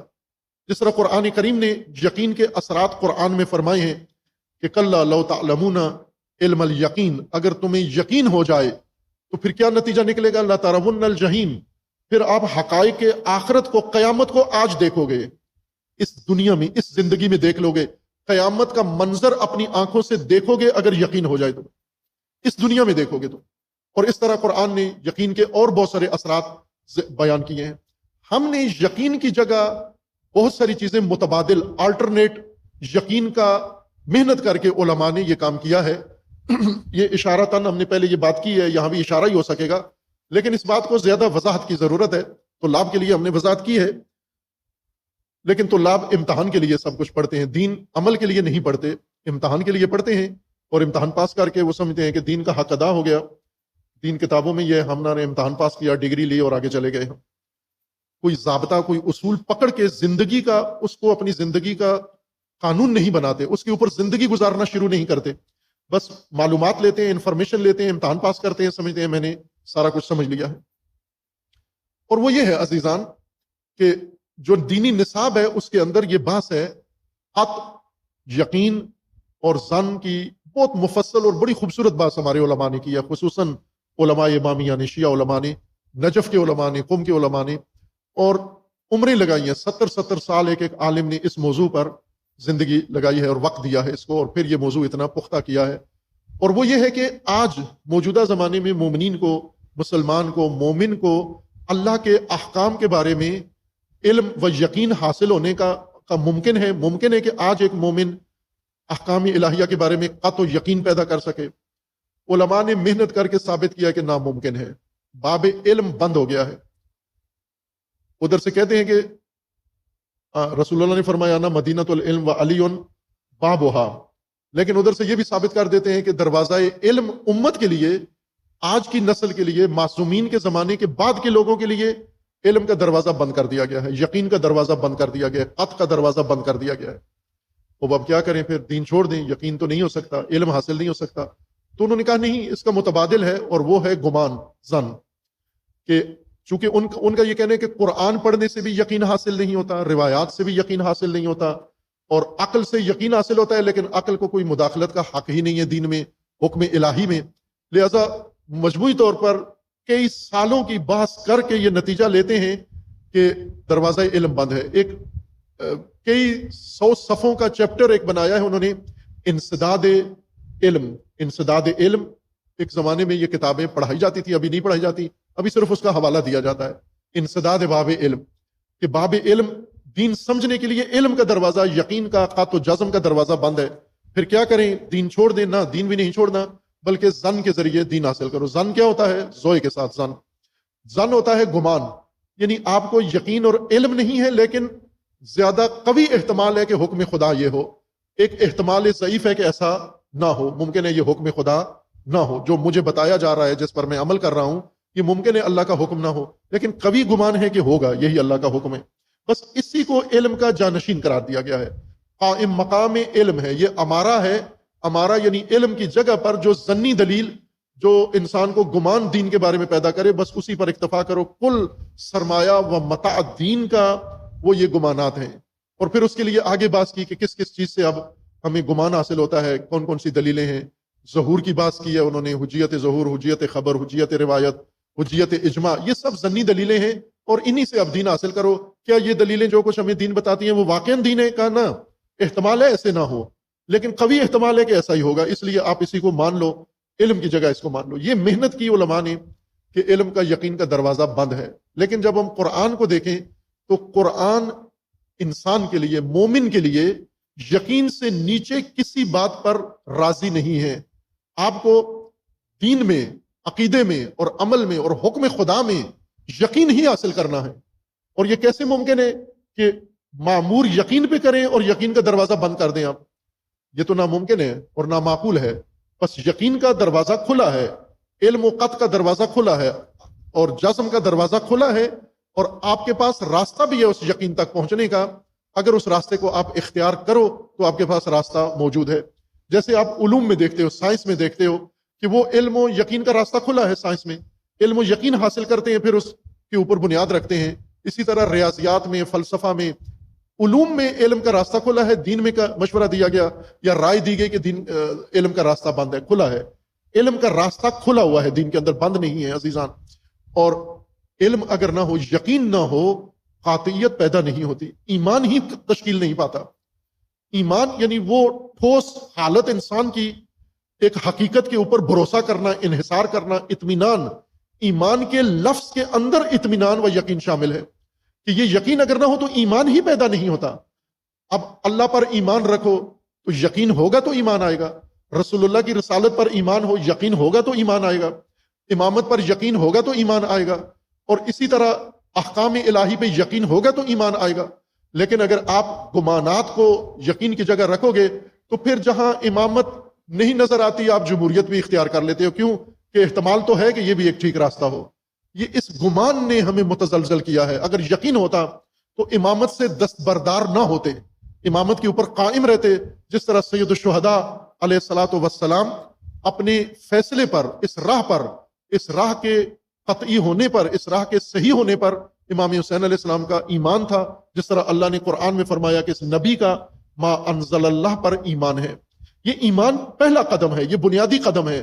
سید الشہداء کو حالات دھکیل کے کربلا نہیں لے کے جا رہے، یہ غلط فہمی دور ہونی چاہیے. امام حسین کو حوادث و حالات گھیر کے اور دکیل کے حادثات میں اور خطرات میں نہیں دکیل کے جا رہے. امام حسین علیہ السلام آگاہی کے ساتھ، یقین کے ساتھ، قاطعیت کے ساتھ، ایمان کے ساتھ فیصلہ کر کے اس راہ کی طرف جا رہے ہیں. بلکہ امام کو حالات روک رہے ہیں اس طرف جانے سے، خیرخواہ روک رہے ہیں اس طرف جانے سے، ہمدرد روک رہے ہیں اس طرف جانے سے. لیکن امام حسین علیہ السلام نہ کسی ہمدرد، نہ خیرخواہ، نہ رشتہ دار، نہ بھائی، نہ کسی اور کے مشورے کو ذرا برابر سنتے ضرور ہیں لیکن ماننے کے لیے تیار نہیں ہیں. اور امام نے اپنا راستہ جاری رکھا، آخر تک جاری رکھا. اب ظاہر ہے کہ یہ ایک شعوری فیصلہ تھا، اختیاری فیصلہ تھا، آگاہانہ فیصلہ تھا، اور اس کے اوپر قاطعیت تھی امام کی، جزم تھا اور قائم تھے امام اس کے اوپر، جس میں ذرا برابر تردید نہیں تھی، شک نہیں تھا، وسوسہ نہیں تھا، کوئی احتمال بھی نہیں تھا.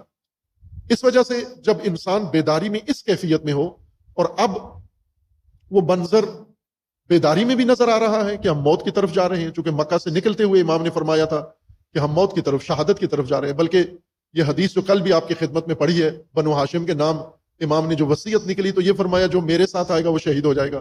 تو یہ تو مدینہ سے ہی طے ہو گیا تھا کہ جو ہمارے ساتھ آئے گا وہ شہید ہو جائے گا، وہ مارا جائے گا. مکہ سے نکلتے ہوئے محمد ابن حنفیہ کو فرما کے گئے کہ ہمارا فیصلہ ہو چکا ہے، رسول اللہ نے مجھے بشارت دی ہے کہ طے ہو چکا ہے، سرزمین طے ہو چکی ہے، وقت طے ہو چکا ہے، بس وہاں پر ہمیں پہنچنا ہے، اس میعاد پر، اس موعد پر، اس جائیگاہ پر ہمیں جانا ہے جہاں ہمیں مقرر کیا گیا ہے. اور امام علیہ السلام اس کی طرف جا رہے ہیں. ذرہ برابر امام کے اندر تردید نہیں، اور ذرہ برابر کوئی اور موضوع امام کو متاثر نہیں کر رہا. امام علیہ السلام کو جب نیند میں یہ آگاہی ملتی ہے اور یہ منظر، تو یہ اس بیداری کا نتیجہ ہے یا نفس کی آمادگی کا نتیجہ ہے کہ موت کے لیے امام تیار ہو کے جا رہے ہیں. اور جو تیار ہو کے جا رہا ہے، نیند میں بھی اس کو حاطف غیبی موت ہی کا مجدہ سنا رہا ہے کہ آپ جس منزل کی طرف جا رہے ہو، موت آپ کی طرف آ رہی ہے اور تیزی سے آ رہی ہے، اور آپ کو بہت جلد یہ موت جنت میں پہنچا دے گی. یہ اس خواب کا مضمون بنتا ہے. اور امام علیہ السلام نے بیدار ہو کر گریہ فرمایا اور انا للہ و انا الیہ راجعون. یہ آیہ کریمہ کا بہت اعلیٰ مضمون ہے جو اس کا شان نزول ہے، اس کے مطابق بھی انا للہ و انا الیہ راجعون یہ در حقیقت دینی بنیاد ہے، دینی آئیڈیالوجی ہے. یہ صرف موت کا اعلان نہیں ہے یا موت پر افسوس نہیں ہے، موت کے لیے تعزیت و تسلیتی جملہ نہیں ہے، بلکہ یہ اساس ہے، وہ بنیاد ہے. اللہ تبارک و تعالیٰ کا فرمانا ہے قرآن کریم میں کہ اللہ آزماتا ہے وَلَنَبْلُوَنَّكُمْ بِشَيْءٍ مِّنَ الْخَوْفِ وَالْجُوعِ وَنَقْصٍ مِّنَ الْأَمْوَالِ وَالْأَنفُسِ وَالثَّمَرَاتِ. اللہ تمہیں آزمائے گا، اللہ کی طرف سے ابتلا و آزمائش آئے گی تمہارے لیے. اور یہ آزمائش جب تمہارے لیے آئے گی، 5 طرح کی آزمائش ہوگی اللہ کی طرف سے. ایک بھوک، خوف، جانی نقصان، شہادت، اولاد کی شہادت، اپنی شہادت، اور مالی نقصان. یہ 4 امتحان اللہ کی طرف سے اللہ نے فرمایا کہ ہم کریں گے، تاکید کے ساتھ وَلَنَبْلُوَنَّكُمْ، ہم حتماً یہ کام کریں گے. جو بھی اللہ کی راہ میں مومن بن کر آئے گا، ہم ان 5 آزمائشوں میں اس کو مبتلا کریں گے. ممکن ہے خوف ہو، بھوک نہ ہو، ممکن ہے بھوک ہو، خوف نہ ہو، ممکن ہے جانی نقصان ہو، بھوک و خوف نہ ہو. ان 5 میں سے کوئی ایک آزمائش ممکن ہے آپ کے لیے اللہ کی طرف سے آئے. یہ اس بھوک اور افلاس اور اس خوف کے علاوہ ہے جو ہماری وجہ سے پیش آتا ہے. اس کو فرق رکھنا ہے اس آیہ کریمہ کے اس مضمون کو کہ اللہ کی طرف سے جب بھوک و افلاس آتا ہے وہ اور وقت ہوتا ہے، اور جب ہماری وجہ سے بھوک و افلاس ہمارے اوپر طاری ہوتا ہے، اس کو بھی ہم آزمائش و امتحان نہ کہیں. کہ اکثر لوگوں کو بھوک، افلاس اور معیشت کی تنگی یہ اپنی غلطیوں کی وجہ سے ہے، اپنی کوتاہیوں کی وجہ سے ہے، اپنی بدنیتی کی وجہ سے ہے. اللہ نے رزق اپنا رکھا ہے، رزق تمہارے سامنے رکھا ہے، رزق کی چابیاں تمہیں دی ہیں، رزق کے خزانے بنا دیے ہیں، لیکن آپ ان خزانوں کو، ان چابیوں کو استعمال کرنے کے لیے تیار نہیں ہیں، اور آپ بیٹھے ہوئے ہو غلط طریقوں سے رزق حاصل کرنا، ناجائز طریقوں سے رزق حاصل کرنا، کام چوری کے ذریعے سے رزق حاصل کرنا، محنت نہیں کرتے، مشقت نہیں کرتے، رزق کے جگہوں پہ جاتے نہیں ہو، رزق کسب کرنے کا طریقہ نہیں آتا، مواقع ضائع کرتے ہو، فرصتیں ضائع کرتے ہو، اس وجہ سے فقیر ہو اور نادار ہو. یہ فقر و فاقہ یہ امتحان نہیں ہے اللہ کا، یہ اپنی تمہاری غلطیوں کا نتیجہ ہے، خمیازہ ہے. خوف بھی اسی طرح. کتنی لڑائیاں جھگڑے آپ کے اپنے ہیں اور جس وجہ سے آپ خوف کی زندگی گزار رہے ہو. کتنے لوگ ہیں اپنا علاقہ ہی چھوڑ دیا ہے، کیوں؟ کہ قبیلے میں دشمنی ہے، خاندان میں دشمنی ہے، ہم نے ان کا بندہ مارا، اب وہ ہمارا بندہ مارنے کا سوچ رہے ہیں، تو اس لیے ہم نے اپنے بچوں کو بھی باہر بھیج دیا. یہ اللہ کی طرف سے آزمائش نہیں ہے. اگر آپ کسی کرائسس میں، بحران میں پھنس گئے ہو، تو ہر بحران جو تمہارے لیے پیش آیا ہے یہ اللہ کا امتحان نہیں ہے. یہ ممکن ہے تمہاری اپنی غلطی ہو، اپنی کوتاہیوں کی وجہ سے یہ مصیبت میں پھنس گئے ہو، لیکن بعض اوقات اللہ کی طرف سے یہ آزمائشیں آتی ہیں. وَلَنَبْلُوَنَّكُمْ، ہم اللہ، میں تمہارا رب، تمہاری کوئی غلطی نہیں ہے لیکن میں تمہیں اس آزمائش میں ڈالوں گا، بھوک میں ڈالوں گا، افلاس میں ڈالوں گا، فقر و فاقہ میں ڈالوں گا، اور تمہیں خوف میں، جان کے خوف میں تمہیں مبتلا کروں گا. اور اسی طرح تمہارا جانی نقصان ہوگا، تمہاری اولاد کی شہادت ہوگی، اور تمہارا مالی نقصان ہوگا. یہ 5 آزمائشیں اللہ کی طرف سے جب آئیں، یہ امتحان ہوتا ہے، یہ ابتلا ہے. جب ہمارا اس میں کوئی قصور نہ ہو، پھر اللہ نے ہم سے یہ آزمائش لی ہے. یہ کیوں لی ہے؟ اللہ کیوں ہمیں آزماتا ہے؟ وَلَنَبْلُوَنَّكُمْ بِشَيْءٍ مِّنَ الْخَوْفِ. کربلا میں 5 آزمائشیں بیک وقت اللہ نے امتحان لیا سید الشہداء کا. بھوک بھی ہے، پیاس بھی ہے، خوف بھی ہے، جان کا نقصان بھی ہے، اولاد کا نقصان بھی ہے، اور مالی نقصان بھی ہے. سب کچھ لٹ گیا، جان و مال سب کچھ فدا ہو گیا کربلا میں. یہ آیت کے اندر جو قرآن نے 5 امتحان ذکر کیے ہیں، یہ 5 کربلا میں اللہ نے ایک ہی وقت میں لے لیے. عاشور کے دن لے لیے، کربلا کے سفر میں لے لیے. اور یہ 5 امام حسین علیہ السلام کے مد نظر تھے، اور علم تھا، آگہی تھی.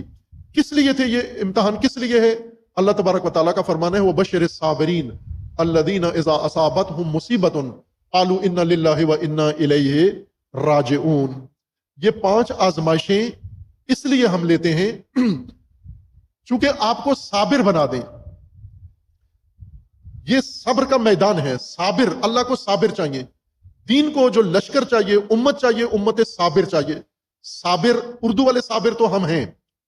جس طرح فرصت کا اردو میں معنی ویلا ہونا ہے، بیکار، کوئی کام کاج نہیں ہے، اسی طرح صبر کا بھی اردو میں معنی ہے بیکار، کہ آپ کے ساتھ کچھ بھی ہو جائے آپ چپ بیٹھے رہو، خاموش بیٹھے رہو، آپ نے کوئی عکس العمل نہیں دکھانا، آپ نے کوئی رد عمل نہیں دکھانا، آپ چپ بیٹھے رہو. چپ رہنے کو ہم صبر کہتے ہیں. مصائب پر چپ رہنا، سختیوں پہ چپ رہنا، میدانوں میں چپ رہنا، دشمن کے سامنے چپ رہنا، طاغوت کے سامنے چپ رہنا، یہ خاموشی کو ہم صبر کہتے ہیں. یہ اردو والا صبر ہے، یہ قرآن کا صبر نہیں ہے. قرآن کا صبر استقامت کو کہتے ہیں، ڈٹ جانا، جہاں ہو وہیں کھڑے رہو، 1 انچ آگے پیچھے نہیں ہونا. ارادہ کر لیا ہے، اس ارادے پہ قائم رہو. قدم اٹھا لیا ہے، اس قدم پہ قائم رہو. ثبات قدم و صبر، استقامت اور مقاومت. جہاں کھڑے ہو وہیں کھڑے رہو، وہاں سے پیچھے نہ ہو. آندیاں چلیں، زلزلے آئیں، طوفان اٹھیں، حملے ہوں، لشکر آئیں، جو کچھ بھی ہوتا ہے آپ نے اسی جگہ قائم رہنا ہے، اسی راہ پر قائم رہنا ہے، اسی راستے پہ قائم رہنا ہے. اس کو قرآن میں صبر کہا گیا ہے. یہ صبر ہے، اور اللہ نے صابر بنانے ہیں. چونکہ صابر دین کا بوجھ صابر اٹھاتے ہیں، صابرین ایمان کا راستہ طے کرتے ہیں، صابرین امامت کا بوجھ اٹھا سکتے ہیں، صابرین اللہ کا نظام زمین پر قائم کر سکتے ہیں. صابرین کے مقابلے میں کون ہیں؟ خائفین، ہاربین، بھاگ جانے والے، بزدل، آہ و ویلا کرنے والے، میدان چھوڑ دینے والے. یہ صابرین کے مقابلے میں ہیں. اللہ کا فرمانا ہے کہ دین کا راستہ ہے ہی صابرین کے لیے ہے. لہذا رسول اللہ صلی اللہ علیہ وآلہ وسلم کو صبر کا حکم، انبیاء کو صبر کا حکم، ائمہ کو صبر کا حکم، اور امتوں کو صبر کا حکم. لیکن صابر پیدائشی طور پر تو انسان پیدا نہیں ہوتا. کوئی انسان پیدائشی صابر نہیں ہوتا. پیدائشی طور پر انسان بھاگنے والا ہے، ڈرپوک ہے، میدان چھوڑنے والا ہے. صبر کی اس کو تربیت کرنی ہوگی، ڈٹ جانے کی اس کی تربیت کرنی ہوگی، کھڑے ہونے کی اس کی تربیت کرنی ہوگی، اور اس تربیت سے وہ صابر بنے گا. تو صابریت کا میدان، نصاب، مدرسہ، اکیڈمی، جہاں پر عام انسان کو صابر بنا دیا جاتا ہے، قائم رہنے والا، ڈٹ جانے والا، وہ میدان ابتلا و امتحان ہے. کون سا؟ یہ 5 امتحان. وَلَنَبْلُوَنَّكُمْ بِشَيْءٍ مِّنَ الْخَوْفِ وَالْجُوعِ وَنَقْصٍ مِّنَ الْأَمْوَالِ وَالْأَنفُسِ وَالثَّمَرَاتِ. یہ 5 میدان ہے صابر بنانے کے لیے. اس کے بعد ہے وہ جب ہم یہ 5 آزمائشیں لیں تو ان 5 آزمائشوں کے بعد نتیجہ سب سامنے آئے گا. کچھ صابرین ہوں گے اور کچھ حاربین، اور کچھ جو خالفین ہوں گے، مخلفین ہوں گے، چلے جائیں گے میدان چھوڑ کر. صابرین کو، جو کھڑے رہیں گے، قائم رہیں گے، ان کو بشارت ہے. وَبَشِّرِ الصَّابِرِينَ الَّذِينَ إِذَا أَصَابَتْهُمْ مُصِيبَةٌ قَالُوا إِنَّا لِلَّهِ وَإِنَّا إِلَيْهِ راجعون. ان کھڑے ہوئے قائم رہنے والوں کو بشارت ہے. یہ کون ہیں؟ یہ وہ ہیں مصائب میں بھاگتے نہیں ہیں، مصائب میں تسلیم نہیں ہوتے، مصیبتوں کے سامنے ہتھیار نہیں ڈالتے، مصیبتوں کے سامنے جھک نہیں جاتے، اور ڈٹے رہتے ہیں، قائم رہتے ہیں، اور کہتے کیا ہیں، منطق کیا ہے، سوچ کیا ہے، ان کی آئیڈیالوجی کیا ہے؟ آئیڈیالوجی ہے کہ انا للہ و انا الیہ راجعون۔ طاغوت سے کیوں نہیں ڈرتے؟ چونکہ انا للہ، ہم اللہ کے لیے ہیں، ہم اللہ سے ہیں، اور ہم اللہ کی طرف جا رہے ہیں۔ ہمارا آغاز بھی اللہ ہے، ہمارا انجام بھی اللہ ہے۔ جب اللہ سے آغاز ہے اور اللہ تک انجام ہے ہمارا، تو پھر ان کو کیسے، یزیدوں کو کیسے خاطر ملائیں؟ ان طاغوتوں کو کیوں خاطر ملائیں؟ ان مشکلات کو کیوں خاطر ملائیں؟ ان نمرودوں کو کیوں خاطر ملائیں؟ اس ٹرمپ اور نیتن یاہو کو کیوں خاطر ملائیں؟ انا للہ و انا الیہ راجعون۔ سید الشہداء علیہ السلام نے یہ آیت استرجاع پڑھی قرآن کریم کی اس آیت کے مطابق کہ جب ہم تمہیں 5 آزمائشوں میں ڈالیں گے اور تم صبر کرو گے تو صابرین کو بشارت ہے، یہ وہ صابرین ہیں جو مصیبت میں کہتے ہیں انا للہ و انا الیہ راجعون۔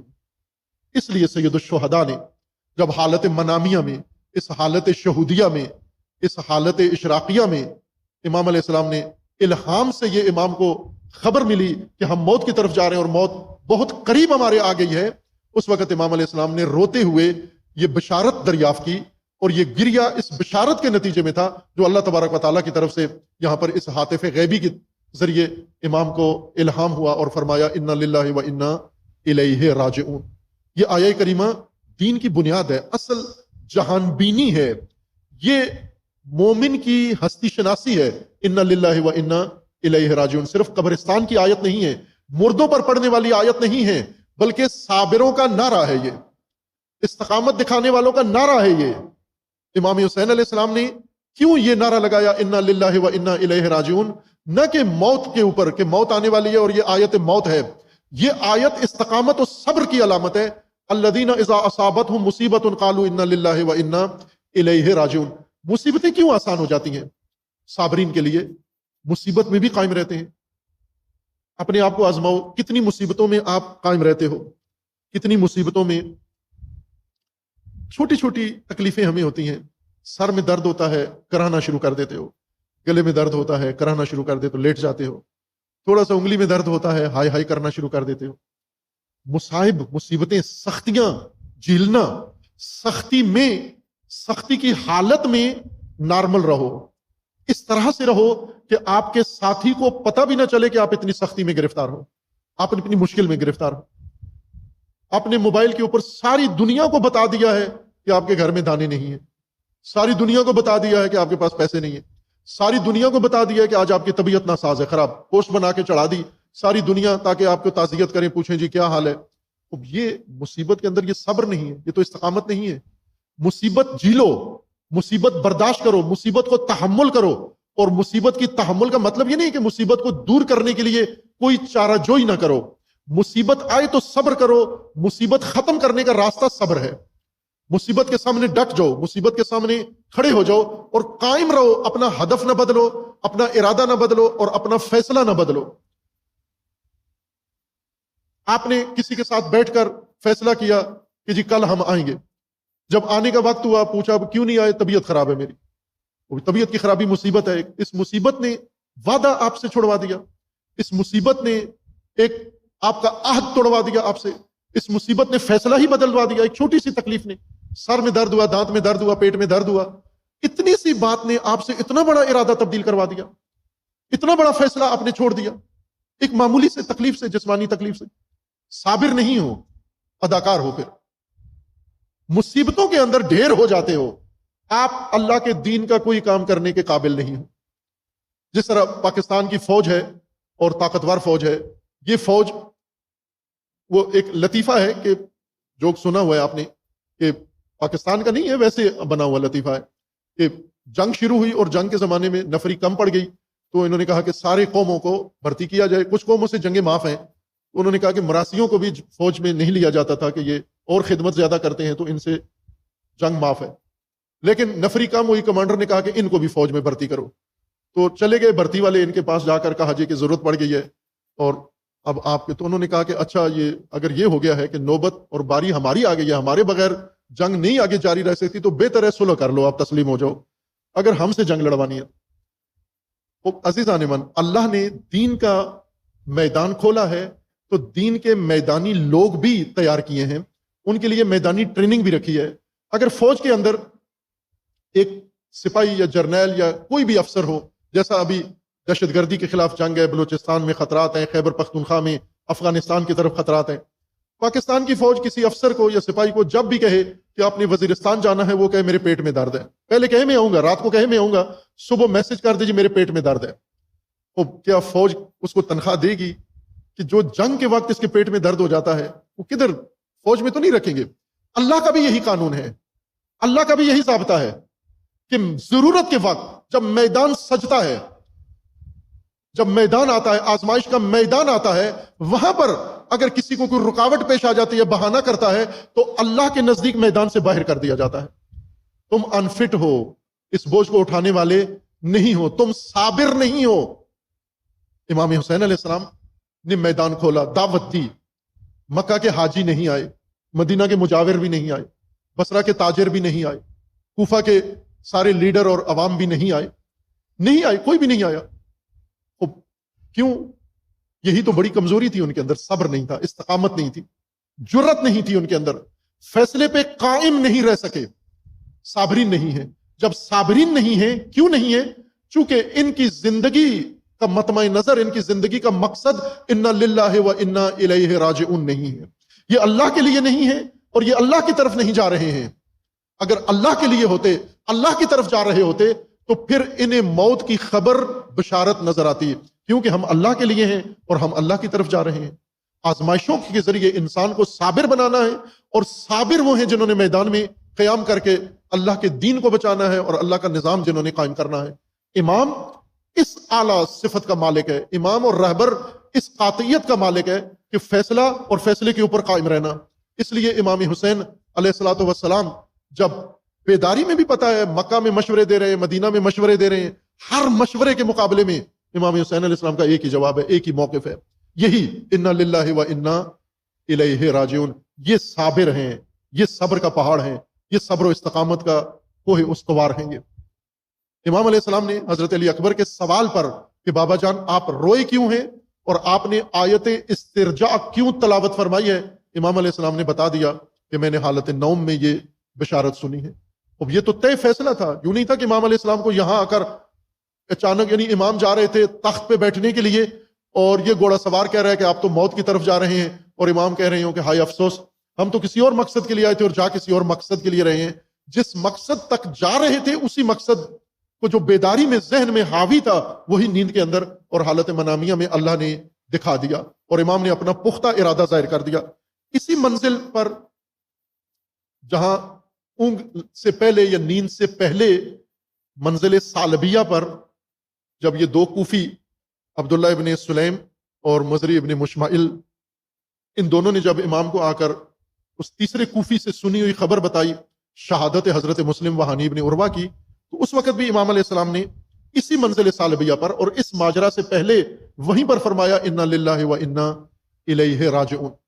اور پھر اس کے بعد جب ان کوفیوں نے امام کو مشورہ دیا کہ آپ ارادہ بدل دیں، آپ کوفہ نہ جائیں، وہاں کوئی آپ کا حامی، کوئی ناصر، کوئی ساتھی نہیں رہا، سب نے رخ پھیر لیا، منہ موڑ لیا اور عہد توڑ دیا ہے، اب آپ کوفہ نہ جائیں. تو اس وقت حضرت مسلم ابن عقیل کے بھائیوں نے اٹھ کر یہ اظہار فرمایا کہ یہ کیسے ممکن ہے کہ ہم اپنے مولا و آقا کو یہاں پر تنہا چھوڑ دیں.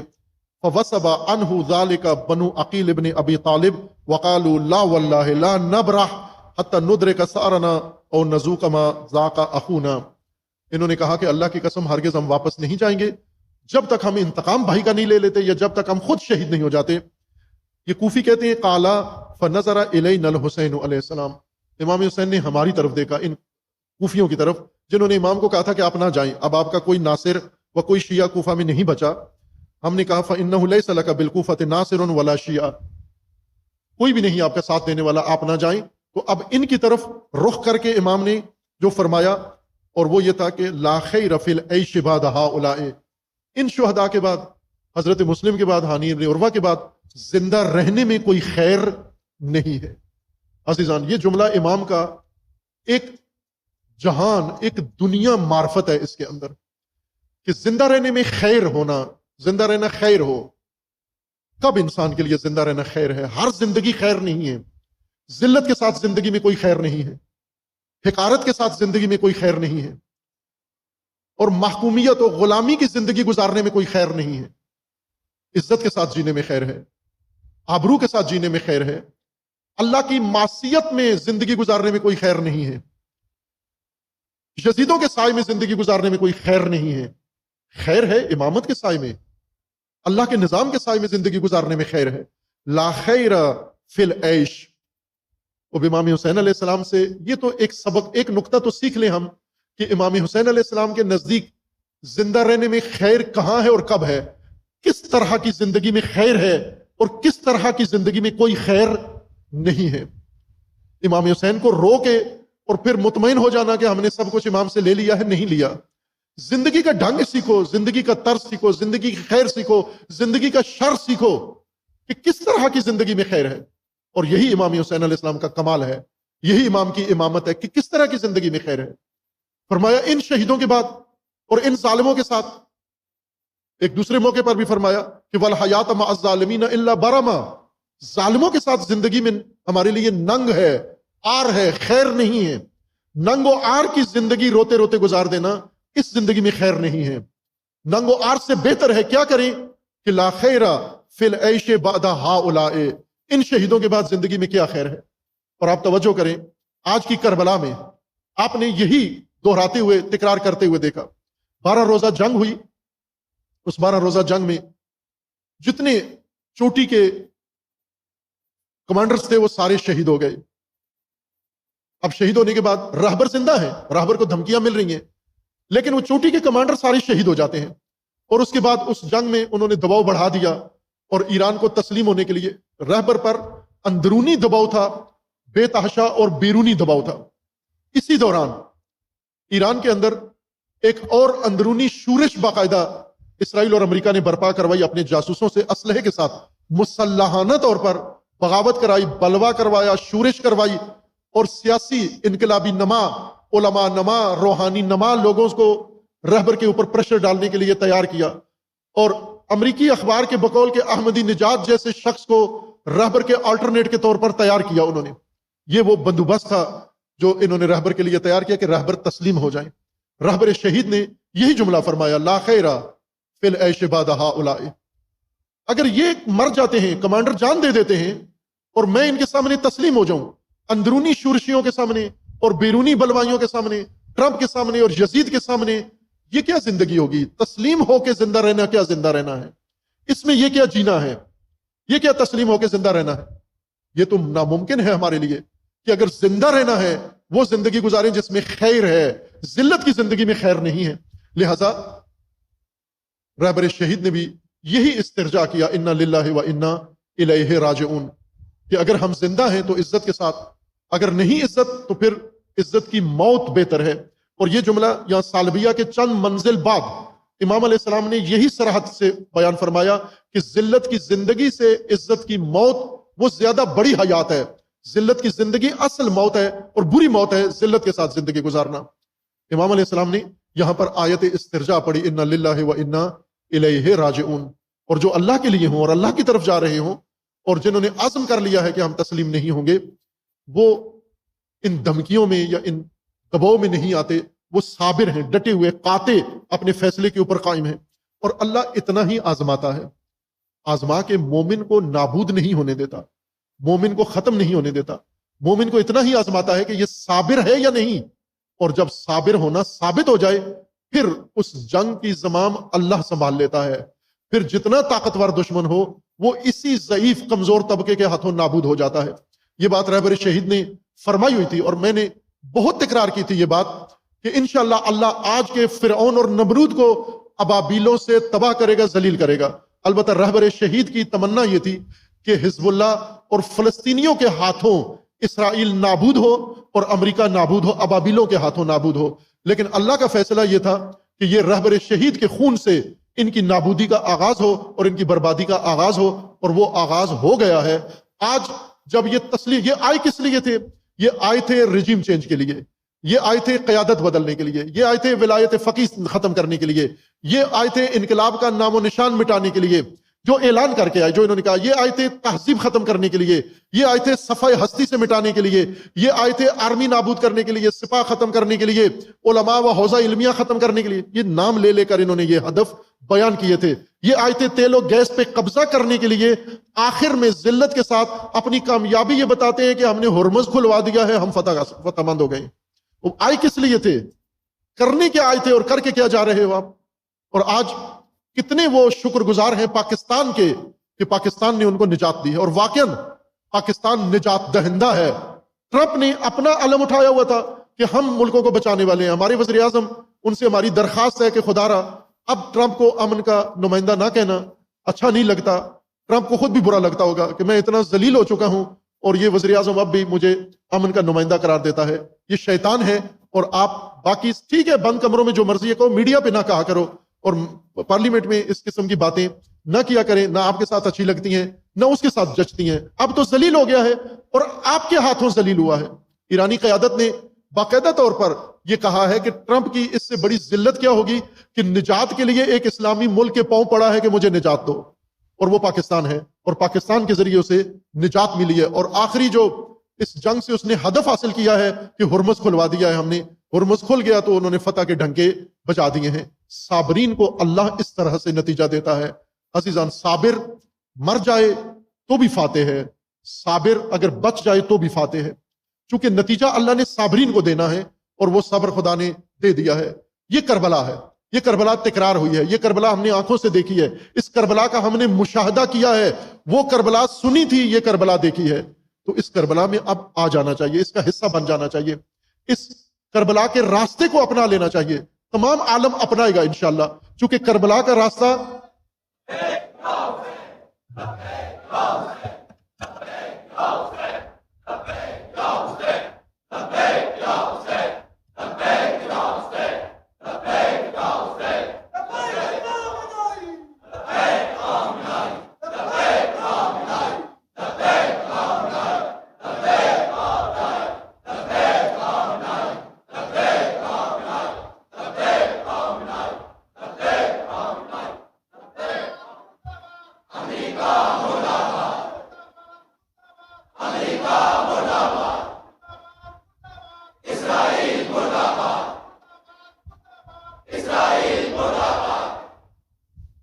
یہ کربلا مجرب راستہ ہے. اب تو تجربہ ہو گیا، آپ کے زمانے میں تجربہ ہو گیا. آپ کسی بھی شخص سے پوچھیں جن کو پہلے کنفیوز کیا گیا تھا صحیح راستہ کیا ہے، چونکہ آج کی نسل کنفیوز تھی، خصوصاً مسلمان اور بالاخص پاکستانی مفتیوں نے، سیاستدانوں نے، ٹک ٹاکرز نے، یوٹیوبرز نے، اور بہت سارے تاجروں نے، ذاکروں نے، علماء نے، سب نے اس ملت کی ذہن کا کھچڑی بنائی ہوئی تھی، کنچومر بنایا ہوا تھا. واقعاً کھچڑی پکڑی ہوئی ہے. میں ایک مجلس میں کہا تھا کہ یہ کھوپڑیاں نہیں، یہ دیگیں ہیں، اور حلیم کی دیگیں ہیں جن کے اندر کھچڑی پک رہی ہے. کتنی کھچڑی ہے، وہ یہ کہہ رہا ہے، فلاں یہ کہہ رہا ہے، اس نے یہ کہہ دیا، اس نے یہ کہہ دیا. یہ سب اس دیگ کے اندر، آپ کی کھوپڑی کی دیگ میں یہ کھچڑی ساری پکی ہوئی تھی. لیکن اللہ تبارک و تعالیٰ کو پسند نہیں تھا کہ یہ مسلمان، یہ مومن، یہ مخلص، یہ پاکستان کے با اخلاص مسلمان و مومن یہ اس طرح ذاکروں، خطیبوں اور مفتیوں کے ہاتھوں بازیچہ بنے رہیں اور ان کے ذہنوں کی کھچڑی پکی رہے، چٹنی بنی رہے. اللہ نے ان کے ذہنوں سے یہ سارا غبار، یہ ساری کھچڑی، یہ ساری کنفیوژن نکالنی تھی اور نکال دی، اور ان کو ایسے مارکا کا گواہ بنا دیا کہ جو تاریخ میں ایک کربلا ہے اپنی شان میں، اور آپ کو آپ کی آنکھوں کے سامنے ایک کمزور امت کو ایک طاقتور طاقت پر، شیطانی طاقت پر کامیابی پاتے ہوئے اور غلبہ پاتے ہوئے دیکھ لیا. اور اس میں نہ ٹیکنالوجی کام آئی، نہ سوویت یونین کا اسلحہ، نہ چائنا کا اسلحہ، کچھ بھی نہیں تھا. صرف اگر کسی چیز نے اس جنگ میں جیت میں کردار ادا کیا تو وہ کربلا ہے اور عاشورہ ہے. یہ رہبر عاشورائی تھا، یہ قوم عاشورائی تھی، یہ کمانڈر عاشورائی تھے. انہوں نے یہ دہرایا ہے. یہ خواتین عاشورائی تھیں جو ابھی تک سڑکوں پر ہیں، یہ خواتین عاشورائی خواتین ہیں. عاشورہ ایسی نسل تیار کرتا ہے. اور الحمدللہ ہم اللہ تبارک و تعالیٰ کی بارگاہ میں شکر گزار ہیں کہ پروردگار نے قربانی بہت بڑی لی، لیکن اس قربانی کا نتیجہ یہ ہے کہ آج پاکستانی ملت کے باضمیر اور باشرف قوم کے اندر راستہ بالکل واضح ہو چکا ہے کہ آج بھی اور کل بھی اور ماضی میں بھی نجات کا، عزت کا راستہ صرف کربلا کا راستہ ہے.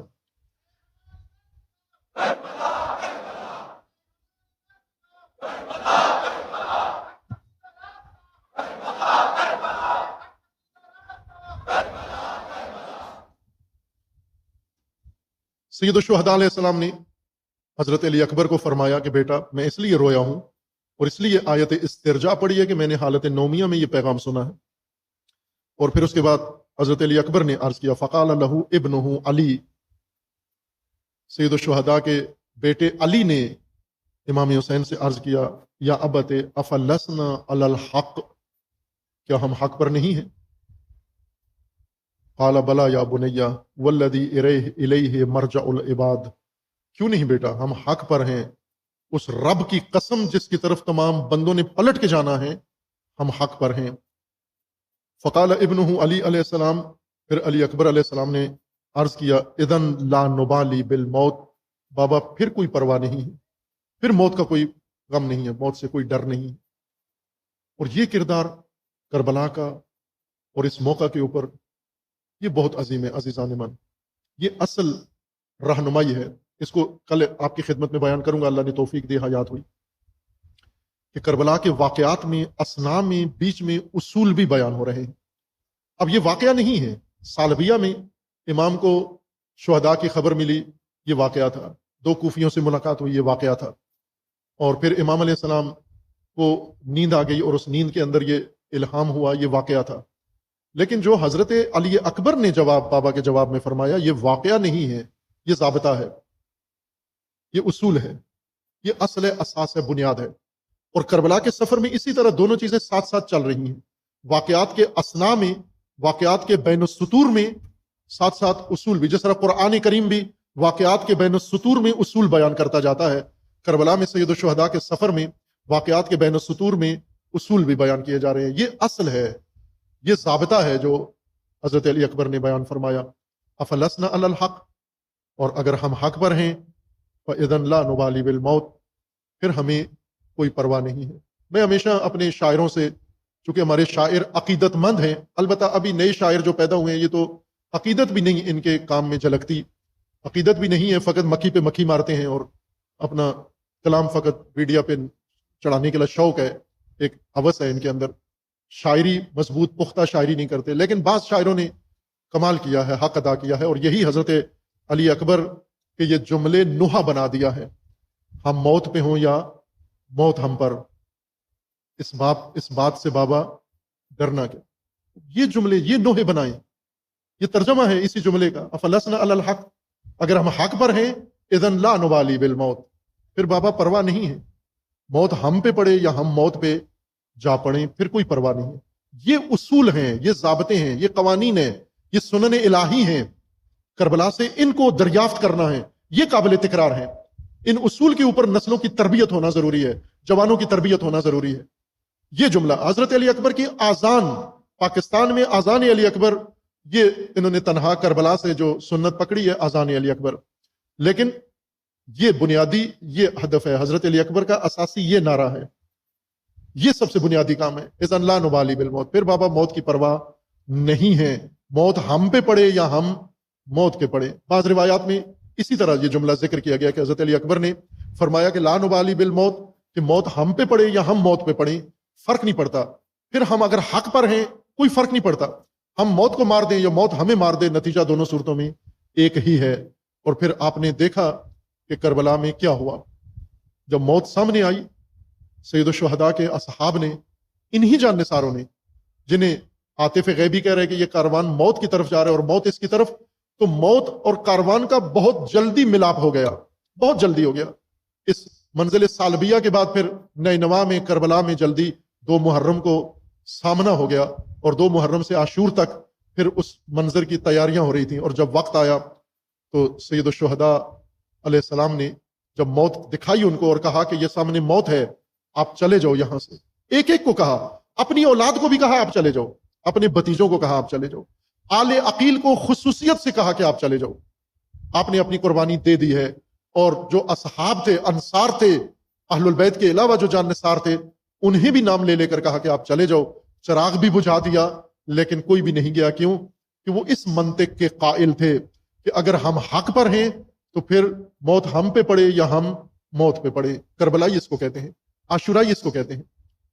ایرانی مجاہدین، لبنانی مجاہدین یہی ہیں، یہ ڈرتے نہیں ہیں، یہ موت ہم پہ پڑے یا ہم موت پہ جا پڑے۔ اور یہ ٹرمپ نے اور ان یزیدیوں نے یہ تعجب بھی کیا کہ ہم ان کو مارتے ہیں، یہ ڈرتے کیوں نہیں ہیں؟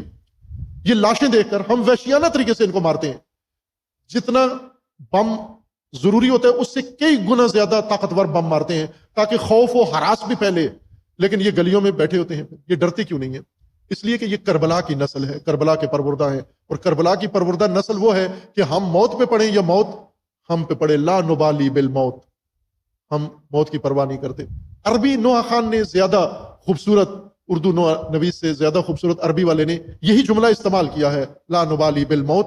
وہ اپنے ترجیح بند میں عرب نوح خان اسی کو تکرار کرتا ہے، لا نبالی بالموت۔ اور یہ وہ نوح بنے، حضرت علی اکبر کے جملے نوح بنے، امام حسین کے جملے نوح بنے، تو پھر امت تیار ہوتی ہے۔ لیکن جو نوح، جو مرثیے، جو کلام شاعر اپنی عقیدت سے بیان کرتا ہے، اس سے جذبہ کچے بسا ختم ہوتا ہے، اس سے تصویر ہی بدل جاتی ہے۔ جب آپ رسا کرتے ہو، مرثیہ لکھتے ہو، کربلا کا منظر ہی بدل دیتے ہو، جو سید الشہداء نے بنایا، جو حضرت علی اکبر نے بنایا۔ ایک ایک شہید کا جملہ نوح بناؤ، اور اس نوح سے یہ ملت تیار ہوگی، اور اس وقت کربلا کے اندر یہ جوانان تیار ہوں گے۔ اور آپ نے دیکھا جب کربلا کا میدان سجا تو حضرت علی اکبر نے جو کہا تھا، لا نبالی بالموت، یہ سچ کر کے دکھایا۔ یوں نہیں کہ صرف کہا تھا بابا کو ڈھارس دینے کے لیے کہ بابا آپ گھبرائیں نہیں، ہم موت سے نہیں ڈریں گے، یہ نہیں کہا۔ پھر فرق نہیں پڑتا کہ موت سے نہیں گھبرانا، موت ہم پہ پڑے یا ہم موت پر۔ اب یہ فیصلہ آپ نے کرنا ہے، تاریخ نے کرنا ہے، لوگوں نے کرنا ہے کہ کربلا میں حضرت علی اکبر و دیگر شہداء نے جب موت کے اوپر پڑے اور موت ان پر پڑی تو کون ختم ہوا، کون زندہ رہا؟ آیا یہ موت پہ پڑے، یہ موت ان پر پڑی؟ حقیقت تو یہ ہے کہ یہ موت پہ پڑے جا کر، موت ان پہ نہیں پڑی جا کر۔ موت اس پہ پڑتی ہے جو مرنا نہ چاہتا ہو اور اسے مار دیا جائے، اس پر موت پڑتی ہے۔ لیکن جو مرنا چاہتا ہو اور پھر مر جائے، یہ موت پہ جا کے پڑتا ہے۔ جو مرنا چاہتا ہو اور موت پہ جا پڑے اور اس کو موت آ جائے۔ کتنے شہداء ایسے ہیں جو نہیں مرنا چاہتے تھے لیکن انہیں مار دیا گیا، ان پر موت آ گئی ہے۔ لیکن حضرت علی اکبر نے موت پہ وار کیا ہے، شہداء کربلا نے موت پہ وار کیا ہے اور موت کو مارا ہے۔ اور جو موت کو مار دیں، موت انہیں نہیں مار سکتی۔ اگرچہ بظاہر ان کے گلے کٹ جائیں، ان کی لاشیں پائمال ہو جائیں، لیکن وہ موت سے نہیں مرتے۔ شہداء کربلا میں سے ایک شہید موت نے نہیں مارا، سب زندہ ہیں۔ آج ان کے لیے یہ مجالس، ان کے لیے یہ عزا، ان کے لیے یہ پرچم، ان کے لیے یہ سوگ، اور ان کی تقلید میں ایک ملت اٹھ کر کھڑی ہو کر آج کے یزید کے مقابلے میں آئے اور اسے شکست دے دے۔ یہ دلیل ہے کہ علی اکبر کو موت نے نہیں مارا، علی اکبر نے موت کو مار دیا، کربلا کے شہداء نے موت کو مار دیا۔ حضرت علی اکبر کی شہادت امام حسین علیہ السلام کے لیے بہت تکلیف دہ تھی، لیکن یہ بھی تاریخ نے بتایا ہے کہ واحد شہید جس کو امام حسین علیہ السلام نے خوشی خوشی سے، بغیر منع کیے، بغیر روکے، بغیر سمجھائے کہ بیٹا آپ نہ جاؤ، جس کو خوشی خوشی بھیج دیا، حضرت علی اکبر تھے۔ جب آ کر سید الشہداء سے اجازت مانگی کہ، اور روایت میں ہے کہ پہلے بنو ہاشم، پہلے ہاشمی حضرت علی اکبر ہیں جنہوں نے آ کر اجازت مانگی، اور امام حسین علیہ السلام نے اجازت دی اور رخصت کیا اور خود بنایا، سوار کیا، وہ دستار باندھی، دستار کے اوپر خود رکھا، خود کے اوپر زرہ پہنائی، پھر شمشیر حمائل کی، ہاتھ میں نیزہ دیا، رکاب تھام کے اور لگام تھام کے گھوڑے کی رکاب پکڑ کے بیٹے کو سوار کیا اور رخصت کیا آگے۔ یہ وہ منظر تھا جو یہ باپ بیٹا ہی کر سکتے ہیں۔ اس طرح میدان میں سجیلا جوان بھیجنا، اس طرح میدان میں سیرت رسول و صورت رسول کو بھیجنا، اور پھر وہ جا کر موت پہ پڑے جا کر اور موت کو مار دے، یہ صرف کربلا ہے۔ یہ کردار ہے حضرت علی اکبر علیہ السلام کا کہ اگر ہم حق پر ہیں پھر لا نبالی بالموت، انا للہ و انا الیہ راجعون، الا لعنۃ اللہ علی الظالمین، فسیعلم الذین ظلموا ای منقلب ینقلبون۔ اللہم بحق اسمک العظیم الاعظم الأعز الأجل الأکرم، یا اللہ یا اللہ یا اللہ یا اللہ یا اللہ یا اللہ یا اللہ یا اللہ یا اللہ یا خدا بندہ بحق اسماء حسناء، بحق انبیاء، بحق اولیاء، بحق رسول اللہ، بحق سید الشہداء، بحق سیدہ زہرا سلام اللہ تعالی علیہا، پروردگارہ ہمارے قلیل سے ذکر کو اپنی بارگاہ میں قبول فرما، مومنین کے اس اخلاص و خلوص کو شرف قبولیت عطا فرما، جو مومنین اس دنیا سے رحلت کر گئے انہیں جوار رحمت میں مقام نصیب فرما، جو مریض علیل ہیں انہیں شفائے کاملہ عطا فرما، پروردگارہ ملت ایران کو کامیابی عطا فرما، رہبر عظیم الشان کو صحت و سلامتی کے ساتھ طول عمر عطا فرما، مجاہدین ایران کو غلبہ عطا فرما، مجاہدین لبنان کو غلبہ و فتح عطا فرما، پروردگارہ مجاہدین فلسطین کو فتح و نصرت عطا فرما، ان ظالمین کو ظلم سمیت نیست و نابود فرما، امریکہ اور اسرائیل کا خاتمہ فرما، پروردگارہ مملکت پاکستان کی حفاظت فرما، اس ملک کو اندرونی بیرونی دشمنوں کے شر سے محفوظ فرما، ملک کے اندر امن و امان قائم فرما، ملک کے ساتھ خیانت کرنے والوں کو رسوا فرما، ملت پاکستان کو بیداری و شعور عطا فرما، انہیں اتحاد و اتفاق کی توفیق عطا فرما، پروردگارہ ہم سب کو راہ امام حسین علیہ السلام سمجھنے کی توفیق عطا فرما، مقصد امام حسین علیہ السلام سمجھنے کی توفیق عطا فرما، اس راہ میں استقامت عطا فرما، اس راہ میں پائیداری عطا فرما، پروردگارہ ایام عزا میں مجالس عزا کی حفاظت فرما، بانیان عزا اہل ممبر ذاکرین خطبہ کی حفاظت فرما، شرکائے جلوس و عزاداری کی حفاظت فرما، پروردگارہ اپنے ولی حق ولی اللہ العظم اجل اللہ تعالی فرج الشریف کا جلد از جلد ظہور فرما، ہمیں حضرت کے اعوان و انصار میں سے ہونے کی توفیق عنایت فرما۔ آپ عزیزان اپنے مرحومین کے لیے، شہداء اسلام کے لیے، شہداء ایران، شہداء لبنان، شہداء فلسطین کے لیے، اور بالخصوص امام شہید امام خامنئی رحمۃ اللہ علیہ و امام راحل امام خمینی رحمۃ اللہ علیہ کے لیے سورہ فاتحہ۔ بسم اللہ الرحمن الرحیم، الحمد للہ رب العالمین، الرحمن الرحیم، مالک یوم الدین، ایاک نعبد و ایاک نستعین، اہدنا الصراط المستقیم، صراط الذین انعمت علیہم غیر المغضوب علیہم ولا الضالین۔ اللہم تقبل منا انک انت السمیع العلیم برحمتک یا ارحم الراحمین۔ ماتم حسین۔